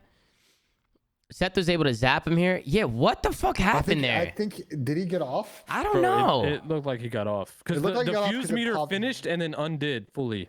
So let's before he even died. I gotta beat up and that is interesting. That is interesting. I can't tell if he dropped the bomb or not. I can't. It's literally a game of seconds, bro, and I can't tell what happened I think here. he got off because you see the banner goes and then does it disappear and then come back up again. I'm curious. There's no point for him to get off the bomb there, though. He didn't re-pick it back up though. He died. Like it looked like he just dropped it. No, I think he started moving. It might be a spectator. So this is a weird thing, and I would love to know from team. It's possible there's a weird disconnect between a spectator client and the actual timer on the bomb. But the animation wouldn't change. It looks like Seth. It looks like Seth killed him before he defused. Then why did Kenny start doing an animation? Like his arm started going backward and he started moving. It was weird, but Seth ended up clutching it. I don't know what happened, but Seth ended up clutching it. Animation, like I don't know. Definitely. Everybody's saying UI bug in the chat. I don't know. I don't know, but regardless, Seth made a really good play. I actually like the wrap back from Seth because if he plays middle with a sub and tries to check bomb from mid, he's probably gonna die. I mean, he has Octane looking over the bomb site with an automaton. It's looking chalked. Seth makes a good heads-up play. He takes the route, he takes the risk, and the risk ends up paying off for him. He ends up getting both of them, too. Ends up shot punching Sam in the end. So just good plays. Good plays out of Scump. He's able to clutch up the round. He ties it up at 1. Let's head over to this next round, Ben. You say you had a few rounds you want to look over before we get into the two big ones? Skim through. I'm going to hop to round this. Okay, so it's back-to-back 1v2s, by the way. This is why it's S&D so crazy. Because I thought after these round 3, I was like, oh, Optic's going to win this. And then Thieves gets a lot of momentum. They get crazy aggressive in the middle of this, and then they don't clutch up rounds 10 and 11. It was definitely an odd one. Mm-hmm. Just an absolute mix fest in the middle here. People sliding through you. Good plays by Illy. Crazy shit. People getting fast and furious trades. Scump's going to back up. They're going to chow him. This is, again, great aggression out of Thieves, recognizing he's alone. And then Dashy's going to go ahead and just absolutely zap the shit. Great shots. Good shots, bro. I mean, that's just what he does. Dashy zaps him. I'm surprised Kenny chowed like that in a 2v1 situation. I thought they would just be throwing shimmies and maybe try and play for info and try and figure out where he is. But Kenny ends up just getting picked. Good place. And I love that Dashy he pulled out his pistol and wrapped the map. That's one of my favorite things I see out of players too is like they get a kill in a 1v2 and they get to the other side of the map. Like this guy literally had no idea where he went. Yeah, no, it was a good play. He throws the fist pumps in before he defuses the bomb. Good plays out of Bruce. I think he just caught Jazza with his pants down. Jazza had no idea where he went. So just a good heads up play out of him. I like this right here. Optic was trying to get aggressive. They don't want them to get that A bomb down, but LA Thieves, they take advantage. It was Octane again. He was doing a great job over by that A site, just hitting his shots, picking up bloods. He was doing a fantastic job. So shout out to Sam. He was able to pick up a big 2-piece. Optic tried to blind counter the A rush. Go into the 2-3 round. This is where Optic start to bring it back. They slow play this round a little bit. Watch this, Tom. Like really, the game plan from Thieves on this map was just like we're just going to own field control. It worked for a lot of rounds, especially on offense, because they pushed with the aggression. Where they got in trouble was on a couple of these defensive rounds of just not reading the quick B rotates and not setting up their post plant retakes well enough. Mm-hmm. Like in these situations, bro, they were so efficient at finding the bloods and fields other than round 11. But where they started to get burned in this map was just any of the B rotates. Yeah. I forget if they win this round or not. This was the round where LA Thieves, there was a round where Shotzi and Scump just clutched the fuck up playing Creddies. Might have been this one. But let's let it play out. Is this where Shotzi hits the laydown spot? Yeah. So Shotzi plays a weird ass angle. I've never seen anybody play this angle, and that's just what he does. He just does weird shit, and it catches LA Thieves off guard here. I mean, Shotzi's able to open things up here with a 2-piece, and then right off the rip, I mean, he changes it into a 2v3 to a 2v2. Or a 2v4, excuse me, into a 2v2. So good play. Scump makes a good play by waiting for that pinch. He ends up picking off Envoy. He knows Envoy's coming on that flank, so just good patience out of him. I think it's a good play, Tom, but like we see it's all Shotzi. It was all Shotzi. We see it with control. Like, yeah, retaking from your spawn is great, but like Top Church is an absolute game changer to retake on the B side, and like especially if you quick rotate there on defense and they're not pushed out, you can get to Top Church before they're even going to get set up coming back from the bomb site. And instead of hitting 3 in the back, I would have liked to have seen them try and take that and take a trade. And then if you do that and you have at least one guy going back through spawn, you're pinching the guys on site. they're plat, they're screwed because they are getting pushed from both sides. Yep. Then we're tied up at 3. We got ourselves a match here. In the map number 5, LA Thieves are going back over towards that A bomb site. Octane, again, with that automaton, they definitely seem comfortable, more comfortable going A. Optic was able to get some first bloods here and get 2 dead. Good plays. Those tactical uses is a really big thing in this map. I think teams definitely have to coordinate tacks and coordinate nade spots and stuff like that. How many times do we see teams getting blooded by nades? We see it time and time again on this map. There's a period of time where really good at it. Yeah, they're really good at it. They coordinate their nades. Shotzzy tried to do some crazy shit here. I think Shotzzy just tried to get pushed up into a cool position. I don't think he expected somebody to be a rat back already. So Shotzzy kind of gets picked out. Kenny hits some really good shots here on Illy. Good shots out of him, make it a 4v2 situation off the rip. LA Thieves, good retake on the B site here. Really good retake. They take their time. They work the back. They work picks. Their S&D looked a lot better today. We've been. They're pushing top church. Well, Envoy got pooped on though. I mean, it happens. It happens. Envoy. Sam had to clutch this one. To be fair, this one shouldn't have been this close. LA Thieves should have closed out this round easier. Dashy could have clutched this. It was big plays coming out of who popped the 2-piece. Sam. Sam made some crazy plays on this map, and then look what happens in this 9th round. And the plays that Sam makes in this round. And this is where Sam goes rogue with the pistol. And now I'm saying, oh no, Pat's gonna be right. LA Thieves is gonna win, and here we go again. You know, and Sam just gets aggressive here with a pistol. I mean, he didn't give a fuck, and I like that. I like the confidence coming out of Sam. You see Draza getting picked bottom church. Not really too sure what Draza was doing there, actually. That was a weird play by him. It was weird that he actually tried to slide challenge church. Opt to get aggressive. They have the numbers, and I see what they were trying to do. They wanted to take advantage of their numbers, work some trades, but Sam just shuts it down. He's able to find 2, but then things get interesting because Scump backs up. Dashy's able to find a 2-piece before he falls, and that makes it a 1v1 situation. Octane's just going to push up with that pistol. He knows good call out, by the way. Had to be a good call. Had to be. Someone called that Scump was one shot, and that's why he shot with the pistol. And Sam of old and S&D wouldn't have taken that chow. He would have held a heady, kind of waited for them to chow. I really tip a lot of Sam to push the aggression there. YOLO with the pistol and get the one-shot kill. That was an ace. That was an ace, right, out of Sam? Yeah. Good ace. Good job out of Octane. He goes up 5-4. They go up 5-4. LA Thieves, they're looking like they're going to close this one out. And Optic are able, and then this is where the trolls come in. I think Optic, we definitely got to give them some credit. The clutch factor from Optic has been great. So definitely got to give credit to them, but definitely some misplays or miscommunication or something going on here from the LA Thieves. Let's check it out and let's break it down, Bang. By the way, I confirmed. I messaged. Oh, Lordy. I got a DM from one of our observers who said that Kenny did not drop bomb. He was defusing the whole time. He got killed off the defuse. Yeah. Why didn't they like post a replay of how close he was, like showing it from Seth's POV or Kenny's POV? Yeah. Done. You've got to find the observer feed. But I thought out of both these rounds were super winnable for Thieves. Again, they just continue super to be winnable. They had 4v3s in both. Yeah. I mean, to be a nuisance of field. I mean, right off the rip, it's already looking good for the Thieves. They rush out that A bomb site. They don't allow Optic to get control of the usual bomb site that everybody goes to. They push it out. Scump gets picked off the bomb here. Pause it here. Pause it. So Scump gets picked off the bomb here. We know bomb is down here. We know bomb is down. Draza needs to be calling out. I'm sure he's calling out bomb down on B. Bomb down. Now, LA Thieves need to work something here together. They have to. They have numbers. I didn't like at all how Draza... I feel like Draza needs to get the fuck out of here, bro. When he gets Wait. Can you back it up, Ben? Did he see both of them? He definitely saw one. Did Draza see the other player? Let it play out. Well? You could let it play out, Ben. Let it play out. My bad. He just saw Scump. Unless he saw Shotzzy shoot. He sees nobody here, right? He sees nobody here. He should dip here. He gets one. He definitely saw one. He saw him, and he knows nobody's pushing him. Right here, I personally think Draza should get out. Yeah, he should back up and play the stage. Ignore what Draza's doing, guys. Look at the mini map of the Thieves players. Like one guy staying A. So if you look, Draza got a kill on bomb, and then saw another guy top plat who slid across.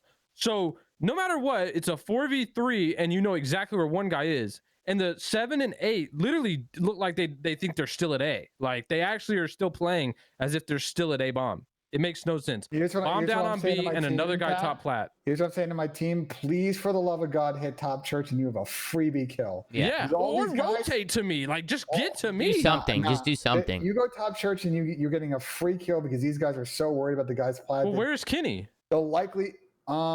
is that top church, right? Number 5. So Sam's back tank. Number 8 envoy is you. And I think Kenny's bottom church. Just L triggering bottom church right now. He's not top church. Well, if you looked at it from the beginning, of the Listen, round, I would Zoomaa love to Bomber see top. Sam. I would love to see Sam too. If Draza's not going to dip back, then Sam should have hit that or something and backed up Draza. Like, they have to get together there. They have numbers. Draza had a lot of time to peel out, or even Octane had a lot of time to get over to Draza. Pull out your pistol and rush and get right to your teammate. That way you can work some trades. They just allow Optic to take over. but they could have done anything. They could have done a literally could've lot. They could have done a anything. lot. And I think maybe Envoy is just waiting to make sure that nobody's pulling a major maniac. Like, nobody's trying to work a late flank or trying to do something where, you know how teams like to rush But, B and Tom, have somebody play a late hate flank. that. I hate that because you just collapse on the site and get the other 2 kills. And I'm not saying I like to play. I'm saying that's. I think that's the I was saying I think that's the mindset he might have had, because I don't want to just toss it up. Envoy's a dumbass. No, he has a mindset. Envoy's a very smart player. It's probably what he's thinking. He's probably thinking somebody's hitting a late flank or somebody's playing mid. That's what's going through his head right now. So he doesn't want to give it up just yet. He's just giving it a second or two. The big misplay out of me was just, once you get the blood, get the fuck out of there. Do something together. 30 seconds left. Well, let it play out now. Let it play out now. I want to watch this because not only is Ken actually might be top. Is he bottom or is he top? I thought think he was top low. I'm first. pretty sure he was low because if you keep letting it play, he ends up being bottom. I'm pretty sure. Now, it doesn't look like he drops down anywhere. But he's not. He's he not chows holding like anything, Church Alley and then, right here. and then Dashy makes the play and pinches around, gets a free kill on Sam. So like they wait so long. Yeah. That like Dashy. This should have finds been a hole picked and up. just gets It a should have been freebie. picked up by And now now. they have absolutely nothing, bro. You're retaking from middle, and they've got all the power positions. Like again, If he wanted to do something about one Good play by Dashy. church, he should have been Yeah. at this side door position the whole time. Like, Correct. he should have been holding it the entire. Not, So why would you shoulder sit side in the door, bottom? shoulder side door, or better yet, and I've seen a lot of good teams do it when they're trying to get out of this like situation to be, bro, go up top church, throw some shimmies if you're not confident. If not, hit that shit. You're getting a freebie kill, and you've got these guys now pinched because they're P5, and you have a guy plat. What are they going to do? You should get the trades. You also they- have to they really give could've credit. done You also anything. have to give credit to Dashy here, because Optic they're at a disadvantage with the lives. Not now, because Dashy already got the kill. Whatever, they got the kills here, so they have the life advantage now. But Dashy knows when to get aggressive. They get blooded. It's a 3v4 situation. Dashy says, you know what? It's time to make a play. We have a disadvantage now. Let's see if I can make something happen. And he finds a gap and he hits it. So just good confidence. Good confidence. Go ahead, Pat. Go ahead. Don't get me wrong. Optic made the best play possible to win this round, but the bottom line is just it shouldn't have been possible. That was kind of like Thieves just, I don't know, brain farted completely. 30 seconds left, bomb down, all the info at B, and they're just sitting in corners and sitting at A. Like, yeah, Optic capitalized and made the right play, but Trust your teammates' Thieves call. fucked this up. Yeah, Thieves Trust fucked your this up teammates' bad. call and hit it quick. Get your kills, and you'd be celebrating after a round. Instead, they were overthinking it, and they let Optic make the moves on them. And then look what happens in this last round. It's almost the same thing. They get fucked the this round up blood, even more. They get the blood, and then they have concrete shoes, and they're not making plays. Yeah, now we go into it, round 11. It's Los Angeles Thieves that get the offensive side. So if you're LA Thieves, you're probably happy about that. That's the better side to have if you're going into a round 11. Optic, they get aggressive. I like how they stack up. Everybody from Optic holding hands here. They're just trying to work trades. They're trying to minimize those lives, get it down to a 3v3 situation. If you're on defense, you get it down to a 2v2, 3v3. That's a good thing. You want to make a play on this map. They end up backing up. This was a Shotzzy call. This is what he said in the interview. He ended up making the call to wrap all the way. And they all do it together as a team. I just think I'm surprised that LA Thieves weren't reading this. It happened what so were they reading? long. So They thought they were on A, but I don't know why. Bro, They thought they were just turtling at A when they saw Yeah, them run away. I just throw a shimmy and notice that nobody's Bro, there, like, and they get the saw them bomb. run away to begin with. When those trades went down, they literally saw them They run played off. scared. They played two scared things here. going on here. One is Optic's doing a thing. I don't know why teams aren't doing it more in this game of just like in these mixy situations. Let's just wrap outer with the whole team. We're just going to get all the trades. But if you're Thieves here, man, like and you're on offense, the onus is on you to go and actually make a play in this situation. And they sit here back on these headies, which by the way aren't that great, to be honest, because you're just going to get cameraed from a lot of different angles. And they just wait for Optic just for 30 seconds, just go around the map without making a single play, and they just get clutched on. Like I know what to say on the Thieves side, man. Like this is very tough to watch. Yeah, Shotzzy kills all three here too. I mean, they have no idea Optic's here. They're mind blown. They're not even looking at this. They completely misread the round. They just misread. They had no idea what was going on. If Haggy was here, bro, he would just be saying they fucking blinked. Bro, Like, that's the all they rounds were doing this before whole round they was were pushing blinking. out field and getting the kills. Why in this round are you suddenly scared to push out these guys on a field hit? That's what blows me I up. don't know. Good play. I mean, listen, I like Great read from Optic. I like that Optic didn't hesitate. They did it right away. They made it a 3v3 situation. Shotzzy made a call and everybody listened. That's what a good team does. If somebody makes a call and everybody listens. Nobody gets second guess the play. There was no trust issues, and that's why Optic was able to win this map. They call LA Thieves with their pants down. I think the takeaways for both teams, if you're Optic and you're Rambo and Cinder, you're ecstatic because you've got plenty of film to now go back with your team and watch on how to get better on especially your 2 weak maps in the Desert Siege and the Berlin Hardpoint. And if you're Thieves, once again, like S&D is the problem for your team, and the difference between you guys being in that A tier right now and being in the S tier with the other teams. And they need to figure it out pretty quick here, or they're going to continue to be in that same boat we saw with an Optic Chicago last year. They're going to be top 4, top 5. Maybe making it to championship Sundays, but likely losing to the top teams, the tail end of winners bracket, and it's going to be a lot of what ifs. Listen, in the end, it's a positive from LA Thieves. You take the champions to a last map. I even saw Sam tweet that he thought they played a lot better today. What about Nate Shot? Yeah, I can help y'all out. Oh, my bad. I'm not muted. Hold on. Oh, there goes Pat again. Call me for the vetoes. Let me check if my schedule's open. Guys giving Matt a quick ring here. Here we fucking go again. I'm back. My bad. Guys. My bad. I'm back. Your LOL's in, Pat. I'm back. My bad. Get him in, Pat. Get him in. There you go. All right. Look at the Do you want to watch the Shotzzy interview? The chat's asking. Yeah. We'll tune into the Shotzzy interview, and then Ben, we got matches. We got what? When? Yeah, we got matches. We want to do picks. Yeah, let's do picks. So let's tune into the interview, and then we'll do our picks. I think we had a great show today. I think we'll do what we had to interview know. Real quick. Get the interview. Let's see what this guy had to say. Shout out to Ant too. He's been grinding his stream a lot. Shout out to Trey Boy Cardi. He's been grinding his stream. Zero, for those of you who don't know, a lot of people have been grinding their streams after matches and shit.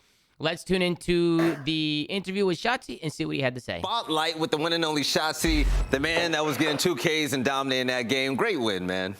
Hi, Shotzzy. Congratulations on your win, man. I got to ask you, okay? The round 11, it literally looked like you guys pulled that right out of the playbook. The concise decision to instantly get that first blood and just wrap through B onto top blue near through P5. I got to know, who was the leading voice? Who was the one to make that play call?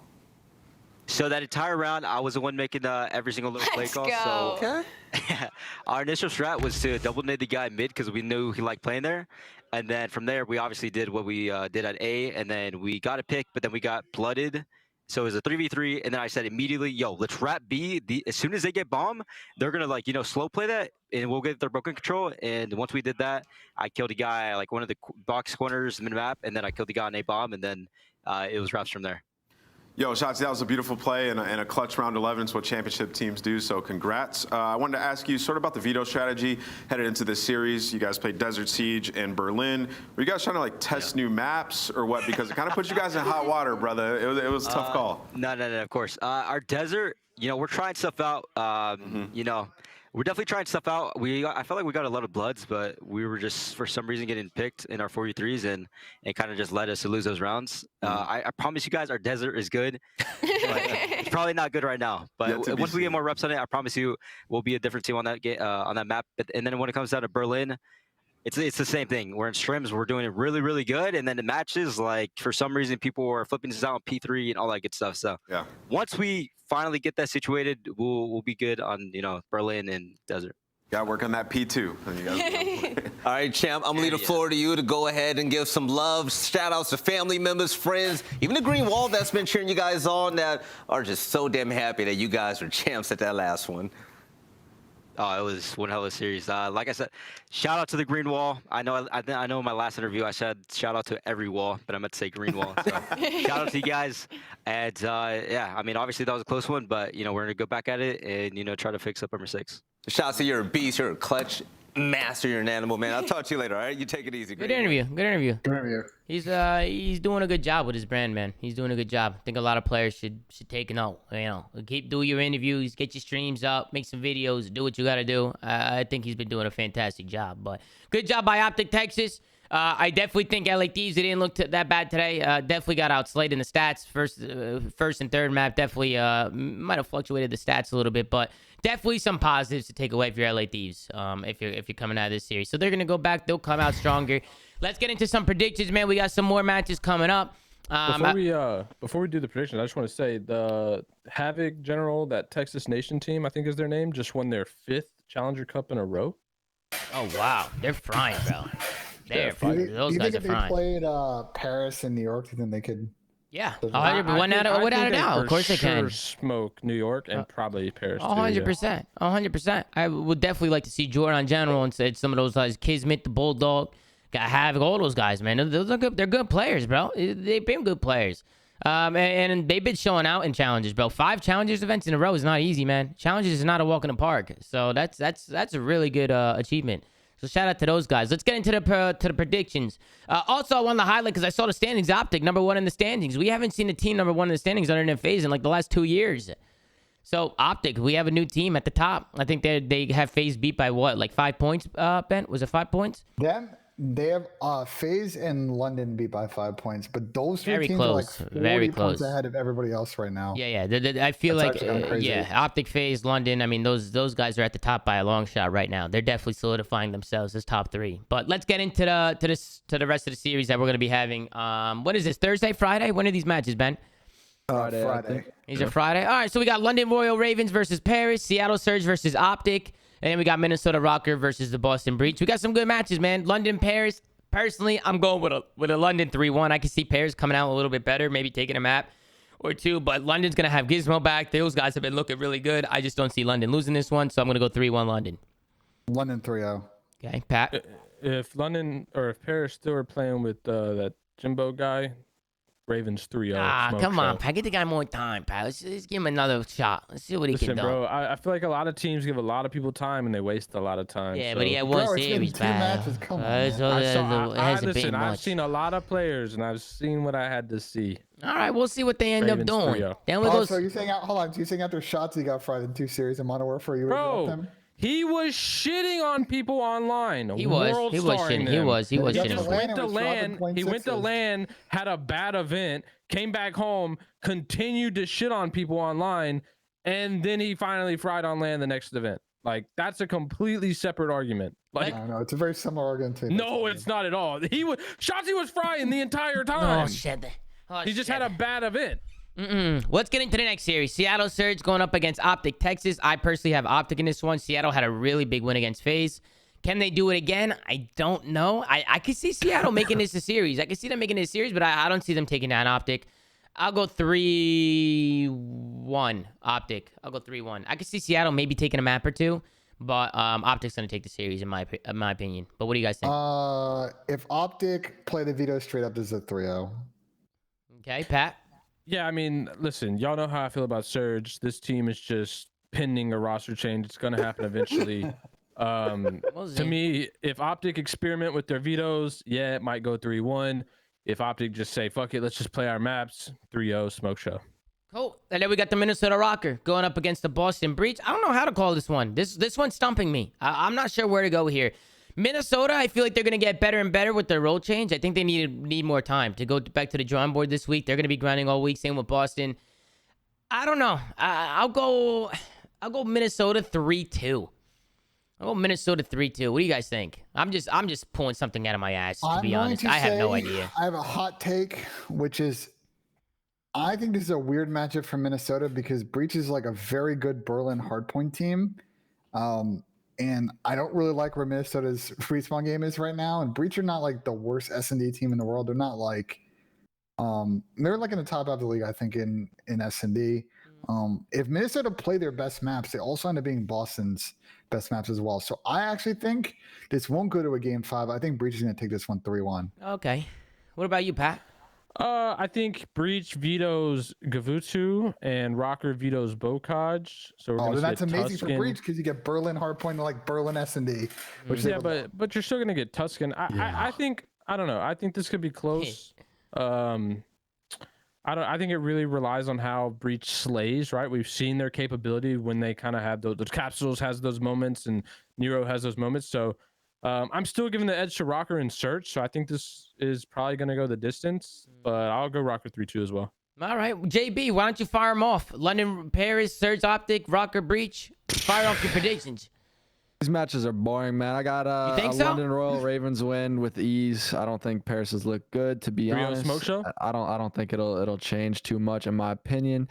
Seattle versus Optic. I think Seattle will show some life, obviously, after their win versus FaZe, but Optic Texas is a better team. I got them winning game 5, 3-2 to Optic. And then Minnesota Rokkr versus Boston. Minnesota, they're barely handling business versus Paris Legion. Boston's look good.